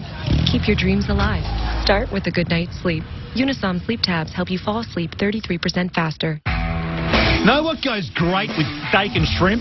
More shrimp. And you know what goes great with that shrimp? You guessed it, more shrimp. Steak and unlimited shrimp starting at $15.99. Only at Outback. Back here at ABC News Election Headquarters here in New York. That's a look at what's happening in the House tonight in these midterm elections. So far, a lot of votes yet to come in. Democrats have picked up 14 seats. They need 23 to take control. Different story in the Senate tonight. Republicans have added to their majority so far, picking up 2 seats, the seats in Indiana and North Dakota. Also want to take a look at another red state right now where a Democrat is fighting for her life, Claire McCaskill in the state of Missouri. We're not ready to project that yet, but what you see there, Josh Hawley is now leading over Claire McCaskill as she was seeking to hold on to her seat in a very, very tough state for Democrats. John Carl, she's come from behind before. This one's tough. This one's really tough. This is a state that President Trump, then Donald Trump, won by 19 points. He's been there 5 times. He was there yesterday. He's campaigned hard, and she has a much stronger opponent. She had a deeply, deeply flawed opponent, you remember, 6 years ago. Much stronger opponent now. We're going to come back to Missouri, but we have a call in the state of Ohio, governor's race in the state of Ohio right now, where the Republican, Mike DeWine, has defeated Richard Cordray, a veteran of the Obama administration, the Consumer Financial Protection Bureau. Mike DeWine, Attorney General of the state of Ohio, has won. He's replacing Governor John Kasich, who's term limited, a critic of President Trump. Mike DeWine, an ally of President Trump. Big win there, Chris Christie, for the Republicans. It's a huge win tonight, George. That race was really in doubt. I know folks at the Republican Governors Association were really concerned up to this weekend about which way that was going to go. And as we talk about 2020, having Mike DeWine as the governor is a much better option for Donald Trump than Richard Cordray. And so Mike DeWine, big win for him and big win for the president. And Ohio, Matthew Dad, always such a key in presidential elections. Yeah, for years and years it was, but as we saw in this last election, a very close election, Donald Trump won it by 10 points. So it's beginning to move away from the swing status. And as we see in a year where Democrats did very well nationally, they weren't able to pick up the governor's race in Ohio. Yet, Anna Cox, one of the things we saw is that in the Senate and the House, in the governor's race in the state of Ohio, going in very, very a lot of split ticket voters. Yeah, and I also think that we're seeing sort of a sequel to 2016 in some ways here, where you have the Democrats kind of running up their vote totals in the urban areas and in cities, and then, you know, the Republicans just doing the same in rural areas. And we're seeing this divide between urban and rural America, this demographic problem. But also, I feel like I need to point out, a majority of Americans live in these places that are blue. And we're seeing kind of a restless blue majority and a very vocal red minority that happens to have a megaphone present in the White House. And looks like we're heading to a split right now. Candidates matter, George. Candidates matter. And, you know, the candidate against Senator Sherrod Brown, not nearly as good a candidate as Mike DeWine. Candidates still matter in these races above demographics and everything else. Not a good candidate, you're not going to win. Claire McCaskill in Missouri, I want to get back to that right now, has been a good candidate, but this one may be too tough for her. We're going to go back to Deborah Roberts in Missouri right now. What are you seeing? What are you hearing? Mike. Well, we're not hearing Deborah Roberts, which is too bad, right there. Tom, why don't you go up to the board and show where the vote's coming in right now? Yeah, we were talking about those two Americas, the divide. Look at Missouri. This is what Claire McCaskill's up against right here. Look at all this red, George. It's going to be very, very hard. One of the reasons why we haven't called this race just yet is because a lot of the vote in both St. Louis County and the city of St. Louis right next door has not come in. Claire McCaskill, Senator McCaskill is doing very well there. But if we go just further south to the suburbs of St. Louis, Jefferson, this is a county that went for Obama and then flipped to Trump. Hawley's up there. We go to the exurbs of St. Louis, same thing, a county that went for Obama, then flipped to Trump, Washington County. Hawley's back up there. It's going to be very tough for Claire McCaskill. When you look at this sea of red in a state like Missouri, it's an uphill battle. And George, so much of this race is going to come down to the issue of health care. What we saw play out in this race gets at the issue that Republicans were trying to walk this fine line here. Claire McCaskill trying desperately to keep this race focused on that issue. She knows that health care is the top issue for voters in America, especially in that state. But her opponent, Josh Hawley, trying to walk this fine line. On one hand, saying that he wants to repeal Obamacare. As the state attorney general, he signed on to this lawsuit that would gut protections for pre-existing conditions. But at the same time, he's saying he wants to keep those protections separate and apart from Obamacare. It gets at this bigger issue that we've seen playing out in races across the country and really raises some concerns for Republicans. How are they going to walk that fine line? What are they going to do? Because ultimately, they don't actually have a plan. Well, John Carl, that's going to get to the question for Congress coming back. You know, that lawsuit is going to proceed. If it strikes down Obamacare, Congress is going to have one big issue on their plate. Absolutely, and the Republicans absolutely own that. And this is, I want to come back to this theme of the moderates, especially in the Senate. McCaskill, you know, a moderate to left, Heidi Heitkamp, moderate to conservative, Joe Donnelly, moderate to conservative, all, you know, we'll see what happens with McCaskill, but could all not be coming back. Yeah, every one of those candidates, David, also tried to hug President Trump in some ways, even though they were opposing him on other issues. You can't be halfway on that issue. Claire McCaskill even said, I've sided with Donald Trump on 48% of the things he's offered his opinion on. I mean, this is the kind of language that she was using in the end. In the very end of this race, she literally at town halls was asking people to stand up if they have a pre-existing condition or if they have a loved one with a pre-existing condition, to drive home the point that her opponent was one of these who signed on to this lawsuit against Obamacare. But Josh Hawley did something very smart of his own with his ad about his 5-year-old son, who they said they learned not long ago had a pre-existing condition and that he would fight to save them. But look at some of the exits coming in from Missouri. This is what Claire McCaskill's really up against. President Trump's job performance, half of the state very happy with what they're seeing so far. When you look at the issues in Missouri, health care is issue number one. I'm going to break it down for you. Pre-existing conditions. Look at this. They even believe in that state that the Democratic Party would do a better job with pre-existing conditions, but this is a state where Trump won by 18 points. That's what Claire McCaskill's up against. And one last thing I want to show you. When it comes to the Brett Kavanaugh vote, she voted against Brett Kavanaugh. 40% said it was an important factor. But again, George, this is a red state where a Democratic senator is trying to hold on, paying a price for the Kavanaugh vote, because when you broaden out, look at the national perspective, only 43% of voters who turned out today support Brett Kavanaugh, 48% oppose. It's really in these red states. And immigration also became an issue for her towards the end because she ended up hugging Donald Trump on that, essentially endorsing his policies on the border, saying, I don't want, he basically ended up saying, oh, I hear the chime. You hear the chime? Stop, chime. And you're hearing it because we have a call in the state of New York where the Democrat, Anthony Brindisi, New York 22, has defeated the Republican Claudia Tenney. She was seeking a second term, another important pickup for the Democrats, John Carl, in the state of New York. Yeah, and this is in deep red territory, even though it's New York. This is a district that Donald Trump won by 15 points, George. This is like Staten Island, another sign that that Democrats are winning in a district that Donald Trump dominated. What the Democrats did to the theme of candidates matter is they nominated a moderate. Anthony Brindisi is somebody who had an A rating from the NRA. Now, as this got tight, they switched them to an F in the end. But this was somebody who was very much a blue dog Democrat. And we have another switch coming in from the state of Florida, the House in Florida. Debbie McCosser-Powell in Florida 26 has defeated Congressman Carlos Curbelo, who is seeking a third term there in Florida. This was a pure toss-up, Cecilia Vega. Yeah, it certainly was. And Curbelo, of course, weighed in on President Trump after he threatened to end the policy on birthright citizenship. So this has been an interesting race to watch. And we are now seeing Democrats sweep every single district that went for Clinton. Got to stop now. We're going to pause so the rest of the nation can join us.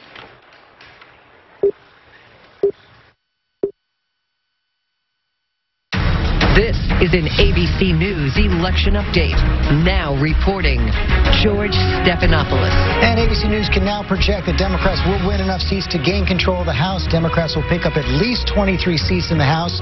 We've included in our calculations several seats with later closing times, which we believe will not affect the outcome, but we are prepared to project right now that Democrats will take control of the House of Representatives. So we are heading for a split decision. We have a split decision this evening in the 2018 midterm elections. Republicans will keep the Senate. John Carl, Democrats will take the House. Yeah, this is a whole new ball game. I mean, even though this is a split decision, it is not the kind of blue wave. The Democrats will now control every committee in the House of Representatives. So those committee chairs that were defending the president, that were going after his allies, will suddenly be investigating him and be investigating his administration, possibly even his business dealings. But because this is a split decision, I think there's a real danger of Democrats overplaying their hand, because we have seen Republicans do very well in the Senate races. They will have a bigger majority in all likelihood in the Senate and do better than expected in the governor's races. The country was divided in this election, and the Congress will be divided Mary to reflect Bruce, that. you cover the House every day. The Democrats will take the chairmanship of important committees, Oversight Committee, Intelligence Committee, perhaps the most important of all, the Judiciary Committee. They are going to investigate everything, essentially. They are not afraid to go and check this administration. Many Democrats that I've talked with feel that this administration has been allowed to operate unchecked by the current chairmen, the current Republican chairmen. That will now come to a screeching halt. They are going to investigate everything from the president's tax returns to possible Russia collusion to conflicts of interest. They're going to look at what the president has done with his agenda so far. There is a real political danger, though, for Democrats in doing this. They are going to have to show that they can legislate and not just investigate. And Democrats I've talked with are well aware of that. They are likely to pass some legislation early on, especially something maybe dealing with corruption in government. They know that they need to send a message that there's a new sheriff in town. Okay, Mary Bruce, thanks very much. Democrats have taken control of the House of Representatives. ABC News can project. We've also projected that the Republicans will keep control of the Senate here in the 2018 midterm elections, a split decision. We'll be right back.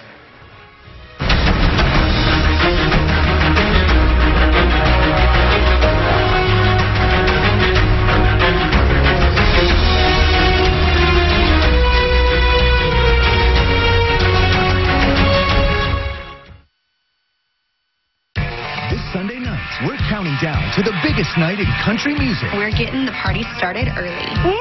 I'm just really excited. With the biggest stars. Oh, wow. And the biggest moments with Robin Roberts and Luke, Carrie, Brett, Lady Antebellum, Sugarland, Darius, Keith, and so many more. So how could you miss a night like this? Good question. It's a party you don't want to miss. Country music's biggest stars in the spotlight with Robin Roberts. Sunday night at 10, 9 Central on ABC. Tomorrow, when you see these deals and steals on my favorite things, you're going to want to say, thank you, good morning, America. Yes, it's Oprah's favorite things, and... Yep, you're going to love this. Tomorrow only. On GMA, of course. Here's a political story I think everyone can enjoy. Kimmel is bringing you up-to-the-minute coverage of the 2018 election, and he's doing it with graphs. So many graphs, he'll need a graph to keep track of the graphs. Good choice, America. Jimmy Kimmel Live, after the midterms, night of a million graphs, tonight. KCAU-9 presents Veterans' Voices, honoring those who served. Russell Scott, a World War II veteran, was shot down over Italy in 1944. 74 years later, he's taking the flight of his life, going up in a B-25, the same plane that he was shot down in. This message sponsored by Correctionville Specialty Care, a care initiatives facility where we provide compassionate, individualized health care to Iowans. Increase the value of your home during Menard's Home Improvement Sale. Stay prepared and inflate flat tires in no time with Slime Automotive products. This tire inflator plugs directly into a 12-volt outlet and inflates a standard car tire. $29.99. Keep your home, garage, and cars clean with this 10-gallon shop vac. With a 5 peak horsepower motor, it can tackle tough messes, wet or dry. $59.99. Plus, a Menard's gift card is always a great gift idea. Save big money at Menards. Congratulations to our Blue Jays. It's time to congratulate our Pierce football team on another great season and on continuing to show the world that they're the team that gets things done. It's been another year of hard work and dedication that proves that they have what it takes. These proud Blue Jays supporters want to say congratulations. Chad Tyson Construction, Elkhorn Valley Bank and Trust, Rick's Auto Repairing, and tailor-made catering. Way to go, boys. We're all proud of you. The USS Sioux City Concept to Commissioning here on KCAU-9.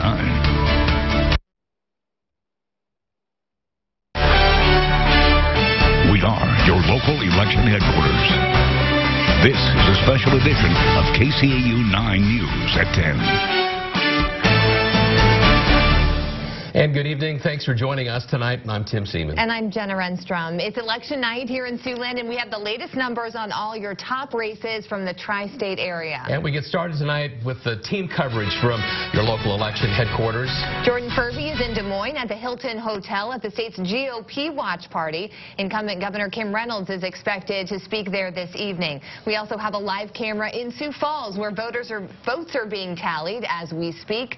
We'll have live numbers from South Dakota throughout this show. KCAU-9's Rebecca Pryor is at the Hilton Garden Inn here in Sioux City this evening at J.D. Scholten's watch party. He's running for a seat in the U.S. House of Representatives, of course, the District 4 seat, against the incumbent Steve King. And we wanted to get started with Rebecca tonight. What is the atmosphere like tonight there at J.D. Scholten's camp? Tim and Jenna, I would describe the energy in this room right now as patient anticipation. Not a lot of talk. We have some chatter, but for the most part, people are staring at screens waiting for these results to come in. I talked to J.D. Scholten just before news time.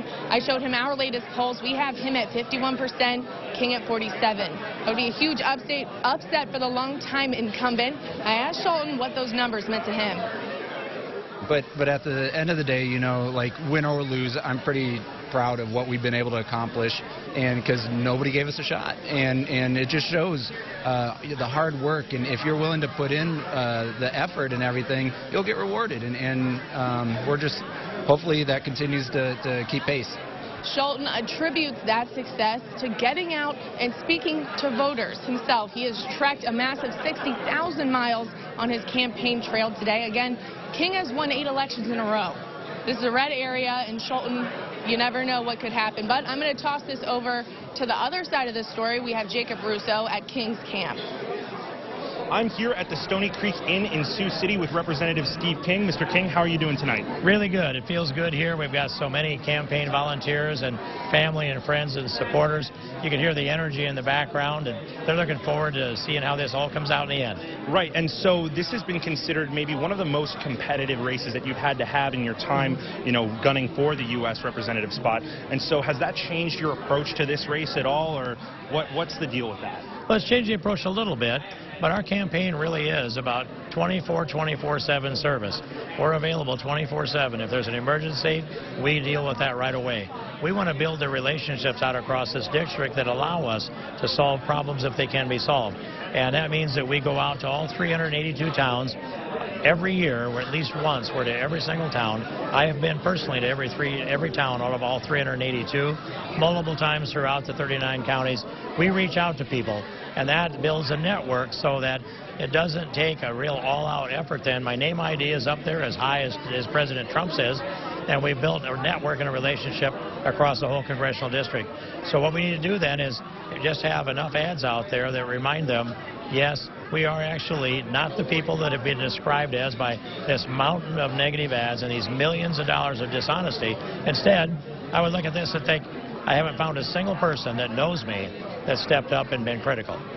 All right, and I am here in Stony Creek Inn. Again, check back on the rest of our show here at the 10 o'clock, and also continuing coverage on our Facebook page as these elections, as these numbers come through and wrap up these elections. In Sioux City, Jacob Russo, KCAU-9 News. Appreciate that, Jacob. Congressman King, of course, has been representing Northwest Iowa since 2002. Here's a look at the latest numbers. We have King trailing right now to challenger J.D. Scholten with 48% of the vote, Scholten with 50% of the vote. Not all the precincts reporting. Also in the race for the District 4 seat, of course, Libertarian Charles Aldrich and Independent Edward Peterson also on the ballot tonight. The race for Iowa governor, a close one this entire night and throughout the campaign season. Incumbent Governor Kim Reynolds right now trailing Fred Hubbell, the Democratic challenger. That's what 19% of the precincts reporting. This could tell a different story as those rural votes are counted versus the urban vote. But right now, Kim Reynolds trailing her challenger. The other two candidates in this race receiving just a small percentage of the votes. Our Jordan Furby is in Des Moines at the Iowa GOP Election Night Gala. Governor Kim Reynolds and several other GOP candidates meeting there. Jordan, Kim Reynolds trailing right now Fred Hubbell. What are you hearing from people around you?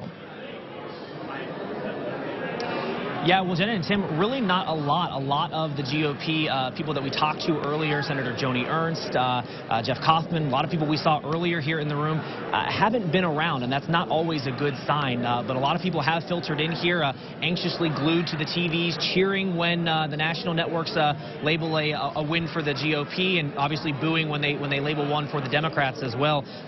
You know, this midterm election so often is a referendum on how a president, and in our case, President Trump, has done in his first 2 years in office. Now, speaking with Iowa GOP Chairman Jeff Kaufman, I asked how he expected Iowans to judge the first 2 years of President Trump's terms, and he basically said it came down to one thing. So I hope the nation is also looking at the excitement here and is looking at the voter turnout, because we are going to get the honor once again of, on both sides of the aisle, of choosing the next president of the United States. And I think this midterm tonight and the tremendous outpouring of interest in this particular midterm shows that once again Iowans are ready for that challenge. Of course, always looking ahead to the Iowa caucuses, which are just 2 short years away. But we're still standing by, waiting to see if Governor Reynolds will make a speech tonight. But with only a few precincts reporting and a lot of votes still left to be counted, I think this will be going long into the night. But we will be here as updates come in and let you know as soon as we know. Live in Des Moines, Jordan Furby, KCAU 9 News. You might want to grab a cup of coffee there, Jordan. We'll get back to you again later. Reynolds' challenger, of course, is Fred Hubbell, a Des Moines businessman. He's also at a watch party in the capital city tonight. KCAU 9's Angelina Salcido is there and has the latest. Well, this is a very important race for Democrats all over the nation, but right here in Iowa, they are really trying to see who is going to be taking these seats in the legislature. Now, we have been following Fred Hubbell from the beginning. Most Democrats are very excited to see what the results are going to look like tonight, and the energy in this room has been ecstatic. I can tell you, as soon as the voters started coming in, everything got very exciting. Everyone's very emotional about the whole race, and they really realize that the power in this state could change based off of who ends up being elected. So far, Fred Hubbell is pulling above Governor Reynolds. As results come in, we're going to keep bringing you those results as we can. We're now reporting in Des Moines, Angelina Salcido, KCAU 9 News. Loud crowd in there as supporters of Fred Hubbell gather tonight. We're joined now by our political analyst, Dr. Jeff Taylor from Dordt College. Glad to have you again tonight. Thank you. I want to pick it up there with the governor's race, Dr. Taylor. President Trump won by double digits in Iowa 2 years ago, but yet that's not carrying over to a basically sitting Republican governor. Why so close tonight? You know, sometimes we assume that elections are kind of interchangeable in terms of how they vote, and that you know, maybe this means that Trump couldn't carry the state if he was on the ballot in this election year versus carrying it by 10 points in the last election. But in swing states, oftentimes it has to do with who is the candidate. And so Reynolds is not Trump. Trump is more of an anti-establishment person. Reynolds is more of an establishment Republican. And you're seeing the same kind of thing with King in this contest. So some of it is candidate specific. And some of it is just in midterms. People are sometimes looking around for some way to express dissatisfaction with the status quo. And in a two-party system, you vote for the opposite party. We're going to be looking at South Dakota in just a second. But that race for governor extremely close as well. Yeah. Looking to possibly favor Billy Sutton in the short term. That may be for a different reason, though. Right. In that one, the last couple times I've looked, Noem was still slightly ahead of Sutton, but Sutton is really running as a socially conservative Democrat, which appeals to a lot of Democrats, independents, and even some Republicans in South Dakota. So he's holding his own, and we'll have to wait and see how that turns out. Appreciate that, Jeff. We'll talk to you soon. And here's a look at that South Dakota race again. Taking a look at the Kristi Noem and Billy Sutton situation there as the votes so far continuing to come in. Of course, South Dakota with the polls closing the earliest of any of our South Dakota, or of our Siouxland states, I should say. And you can see how close it is there, 51-47 roughly. And that is expected to remain very close throughout the evening. So we'll have our eye on that. We also hope to be able to bring you live images from Sioux Falls tonight where those candidates have joined with their supporters tonight. South Dakota will have a new congressman tonight as they look to fill their lone U.S. House seat left open by Kristi Noem, who decided to run for governor. Republican businessman Dusty Johnson looks to win this one tonight very handily, 61% of the vote over his challenger, Tim Bjorkman, the Democrat. And in the South Dakota House race for representative at large, a couple other third-party candidates there receiving a small percentage of the vote. And we want to head to the Nebraska situation tonight and check that as well. We caught up with voters in Dakota County, Nebraska earlier today. Hundreds of voters there making their voices heard on some hot-button issues as well as some tight races from governor to seats in the U.S. Senate and 2 seats in the House of Representatives. Incumbent Republican Senator Deb Fischer will be reelected as a U.S. Senator. She racked up a sizable difference tonight over Jane Raybould, who has already conceded in that race. Jim Schultz there was also on the ticket. Also tonight out of the state of Nebraska, results that we want to pass along involving the 1st U.S. House District. That's Republican Jeff Fortenberry's stronghold. Long-term, 8-term, in fact, a member of Congress, had a firm grip on this going into the day, and now double digits out ahead of Jessica McClure and the presumed winner in that race. Meanwhile, in District 3 in Nebraska, Adrian Smith looks to be reelected to serve his 7th term in the U.S. House. He was being challenged by Democrat Paul Theobald. Theobald, a former professor at Wayne State College. In the race for Nebraska's governor, incumbent Pete Ricketts is expected to be the midterm winner tonight, and this would be his final term as Nebraska governor. The latest numbers that we had in, 57-43. Again, a double-digit advantage over Bob Christ, who is the Omaha businessman. Registered as a Republican, but switched parties back in 2017, and the numbers there tell the story at this point as well. Likely headed towards Pete Ricketts tonight. We still have results from Woodbury County, the supervisor's race here, along with the Iowa State Senate. But first, here's some area numbers we want to pass along from Iowa races.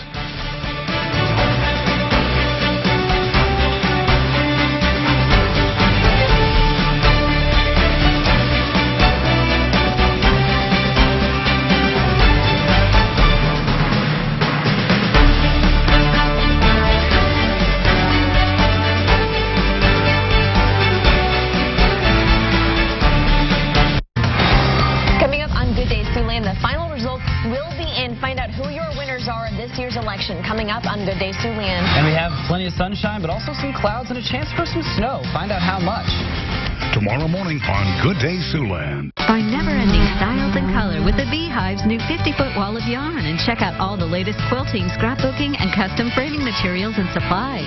Buzz on over to the Beehive Crafts and Framing in downtown Spencer, where inspiration is always around the corner. Big Frig coolers and tumblers are built with durability in mind, long-lasting. They guarantee excellence. Plus, personalize their products to fit your lifestyle. In other words, they're friggin' awesome. Get a custom logo emblazoned right on your Big Frig for the whole world to see. Add a logo for your business, nonprofit, or fundraiser. Plus, Big Frigs make great gifts. At Big Frig, our customers are family, and family comes first. Buy local and let us make a personalized Big Frig perfect for you. Winnebago's Casino Resort presents the Big Truckin' Giveaway. You could win a 2018 Nissan Titan, GMC Canyon, GMC Sierra, or $20,000 in cash. Untruckin' believable. Join us every Tuesday and Thursday to win your share of over $6,000 in cash. Then join us Sunday, November 4th for the second truck giveaway. The big trucking giveaway, only at Winnebago's Casino Resort. More winners, more often. That's trucking awesome. The KCAU-9 weather ball, high above the Ho-Chuk Center, has turned to blue. Colder weather will ensue.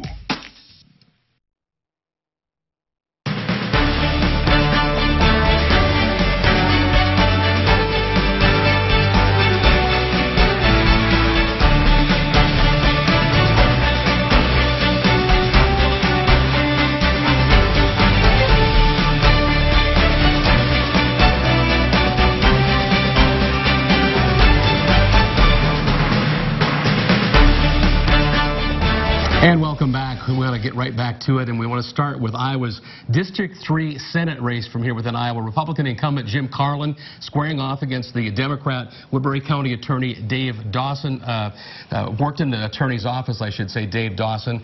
And you can see the numbers. Carlin with a 57 to 43 advantage. Of course, Dawson served and then left the Iowa House to spend more time with his family, he said at the time, and now looking to get back into politics in the Senate.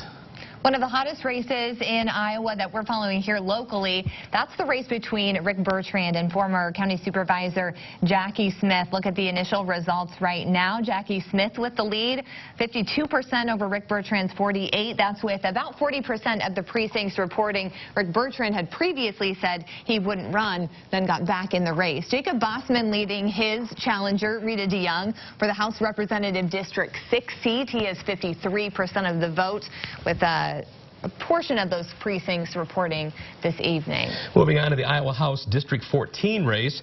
There it's incumbent Democrat Tim Cassina facing off against Republican challenger Bob Henderson. Cassina with the larger margin at this point, again 56 to 43 with the early returns coming in. The two candidates squared off. You may remember back in 2016, just 2 years ago, in a race where Cassina came out on top by less than 300 votes. So this one will be one to continue to follow throughout the evening to see if this one might finish as close as just 2 years ago. Dr. Jeff Taylor, our political analyst from Dordt College, joining us again now. Let's talk about the Kavanaugh effect. Do you think the hearings that went on and the sort of divisiveness through those hearings are affecting races locally at all? I think what the national polls are showing, and I think it's reflected locally and statewide as well, that it motivated both Democrats and Republicans to turn out. But it seems as though Republicans were even more motivated than Democrats because of how that played out. Even though Kavanaugh was ultimately confirmed, Republicans were more upset with how the hearings went and all that. So I think in the case of the local races, it is giving a boost to Republicans, even those that are struggling at this point, like Governor Reynolds and Congressman King. I think it has amplified their vote in a way that would not be there otherwise. But nationally, it's very clear that it has had an effect. We look at Senator Heitkamp of North Dakota.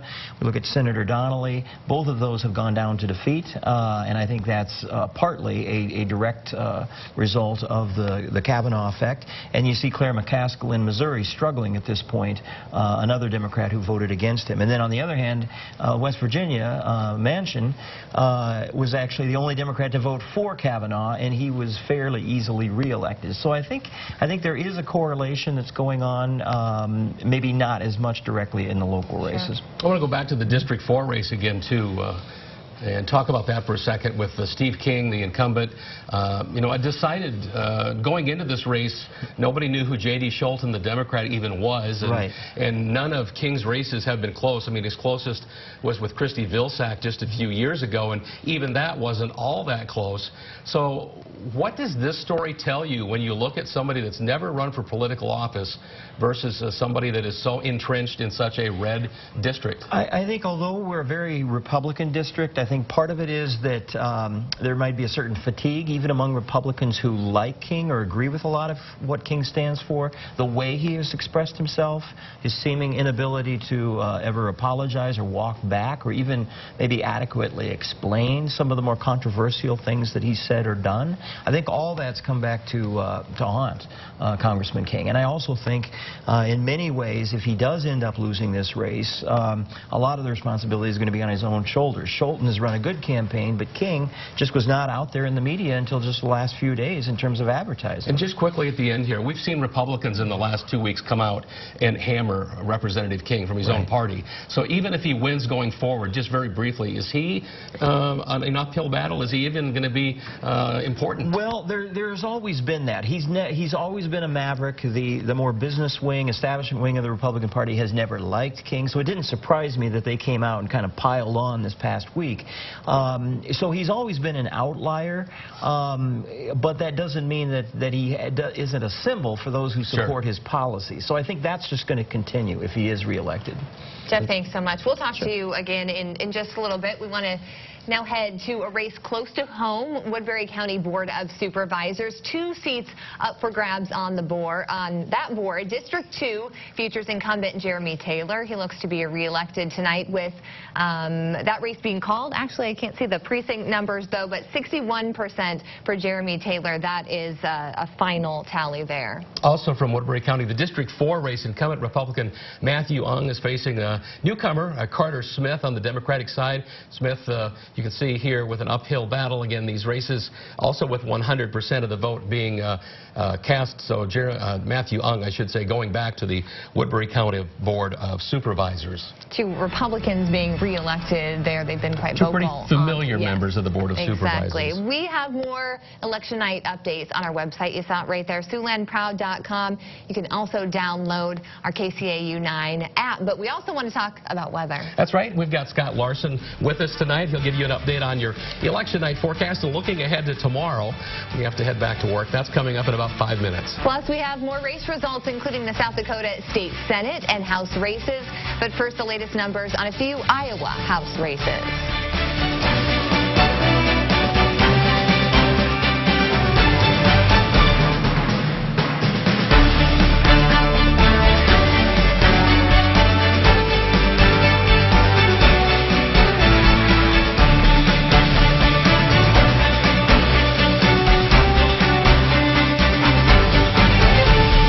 KCAU-9 7-day weather forecast is brought to you in part by Baumgars. Delicious. Palmer Candy Company has been enticing Siouxlanders with mouth-watering temptations for 5 generations and continues to make delectable confections to keep you coming back for more. Check out our delicious fall gift baskets filled with treats that are sure to satisfy your cravings. From chocolate truffles to caramel clusters to our classic twin bings. Find it all in our charming fall gift baskets at Palmer's Old Time Candy Shop at 405 Wesley Parkway. Stop in and indulge in one of your favorites. At Hardee's, we wake up at 4 a.m. to make our buttermilk biscuits from scratch. But I don't believe in clocks. My body wakes me up when I tell it to. Body? Oh, yeah! Pick 2 breakfast sandwiches, only $4. Hardee's, because it tastes better. Good idea. Wearing winter boots in winter. Bad idea. Wearing flip-flops in winter. And driving on your summer tires in winter is a little like that, too. So here's a great idea. Visit your neighborhood Discount Tire for confident traction when temperatures drop below 45 degrees. And right now, get a $50 rebate when you buy any set of winter tires with Discount Tire credit. Discount Tire, America's neighborhood tire store. There's enough worries facing growers today. SDS and nematodes shouldn't be among them. Elivo seed treatment from BASF is the only product that offers effective protection against both SDS and nematodes throughout the critical growing period. Growers get amazing early season protection for stronger profit potential at harvest. So worry about weather. Don't worry about SDS or nematodes with Elivo. To find out more about Elivo and how to protect your soybeans, talk to your seed dealer or your BASF representative. Grow smart with BASF.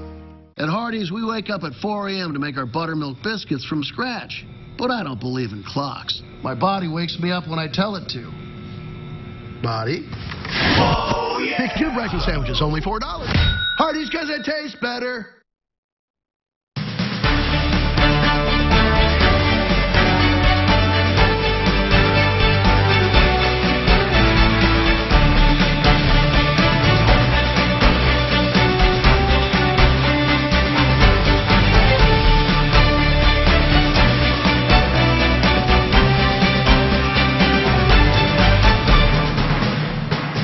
Thanks for staying with us. We head over to the Rushmore State now, where we have a couple of state races to look at. Incumbent Jim Bolin right now with 68% of the vote over his Democratic challenger, Elizabeth Merrigan. Bolin was looking for his second term in the South Dakota Senate.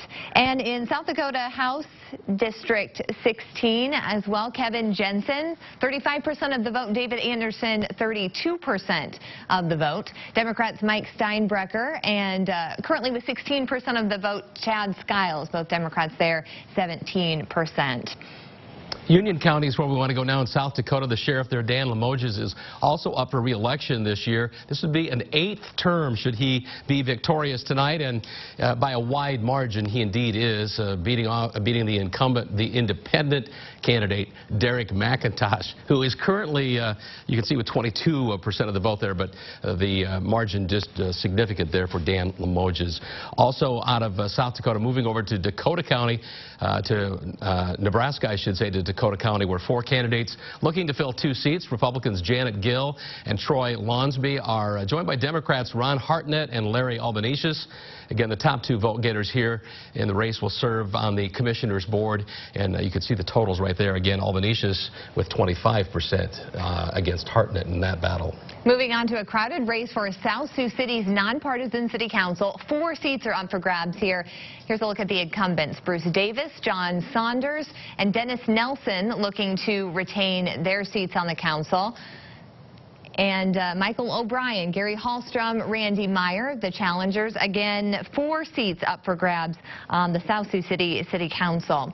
Also on the ballot there in South Sioux, a proposed half-cent sales tax. Here are the preliminary numbers. That sales tax increase that's proposed, taking the sales tax from 7 to 7.5%. This is a close run right now. That decision, if it's upheld, would increase the sales tax money divided between the county, the city, and the school district. The city saying that could raise $850,000 per year. And a reminder that if the night rolls on, as it rolls on, we can continue to get the latest updates. We'll have that at SiouxlandProud.com and on our KCAU-9 news and weather apps. Throughout the late hours tonight, you'll be able to see the very latest numbers. We want to get a check of our forecast. Some active weather moving into the picture as the week goes on. Scott, what can you tell us? Yeah, it looks like we are going to have some snow a little bit later on this week, but the story tonight is going to be the cold weather. Temperatures look to drop off into the 20s. Here's a peek outside now from our Port Neal Welding Company Skycam on top of the KCAU-9 studio. Bundle up here tonight. We're expecting to have a low temperature of 24 degrees with a mostly clear sky, and northwest winds still churned up at about 10 to 15 miles per hour. As we continue forward into tomorrow, on Wednesday, we'll have a high temperature of 38 and a mix of sun and clouds. Another breezy and cool day. Have to remember, typical high temperatures are in the mid-50s. We're going to fall about 15 degrees short of that. And the wind is also going to be a factor once again. That'll blow through from the northwest, 10 to 15, gusts around 25.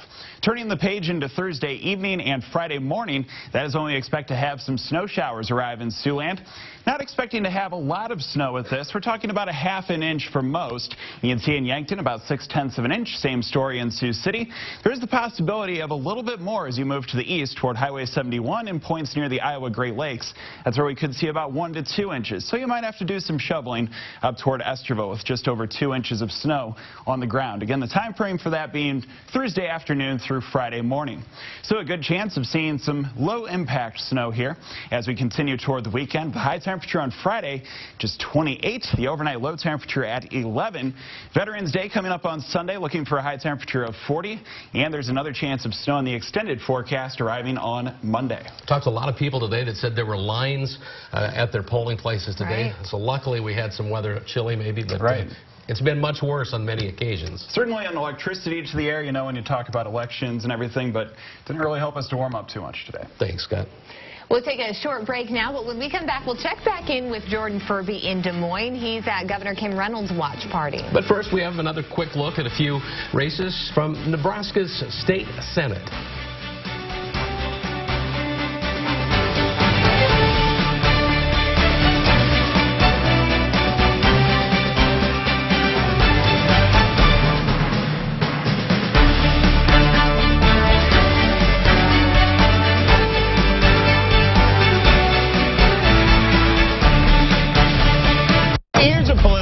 story I think everyone can enjoy. Kimmel is bringing you up-to-the-minute coverage of the 2018 election, and he's doing it with graphs. So many graphs, you'll need a graph to keep track of the graphs.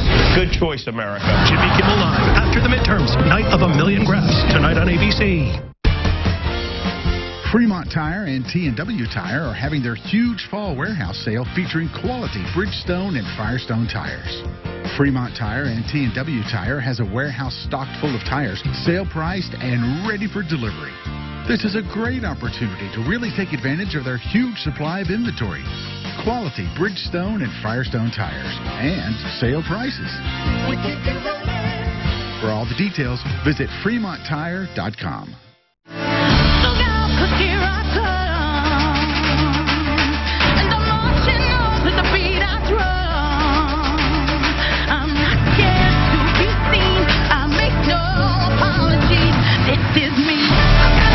At Hy-Vee, we're so much more than just meat and grocery.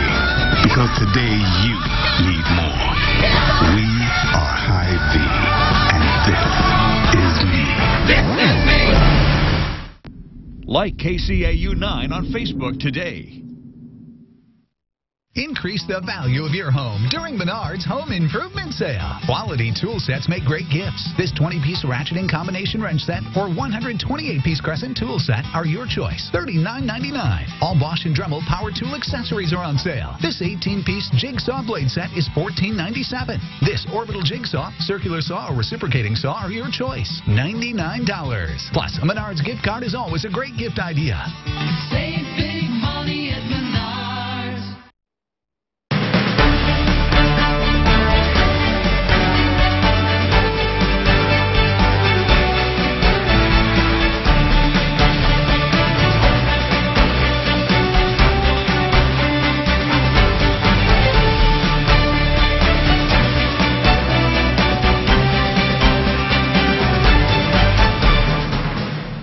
Just got a look at the governor's races in our tri-state area. We're focusing in now on the race for Iowa governor. Kim Reynolds behind to her challenger. And we want to head back to KCAU-9's Jordan Furby at the Iowa GOP watch party that's in Des Moines. Jordan's been watching the activity there all night long, and we want to check back in to see how things are coming. Jordan, what can you tell us?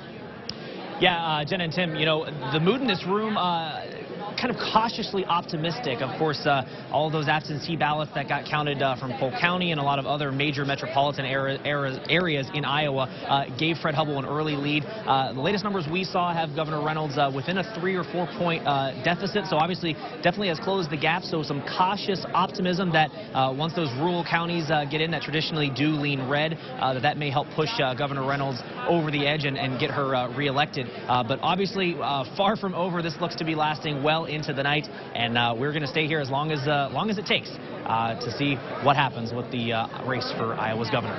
Live in Des Moines, Jordan Furby, KCAU-9 News. We'll send it back to you guys. Thanks, Jordan. And Dr. Jeff Taylor joins us back here. Before we wrap up the newscast, just your final thoughts for this evening. Well, I think no matter whether you're a Republican or a Democrat, you have something going away this evening of a sense of satisfaction. And you can take comfort in either the control of the House if you're a Democrat, and locally, whether J.D. Scholten wins this race or not. He's a very strong performer and has done very well. And if you're a Republican, on the other hand, you increase the majority in the Senate, and some important governorships picked up as well. So I think both sides are getting something out of this contest today. Thanks, Jeff. Thanks for being with us. Thank you for joining us tonight as well. Much more to come. We'll be back. For now, let's go back to ABC and their election night coverage.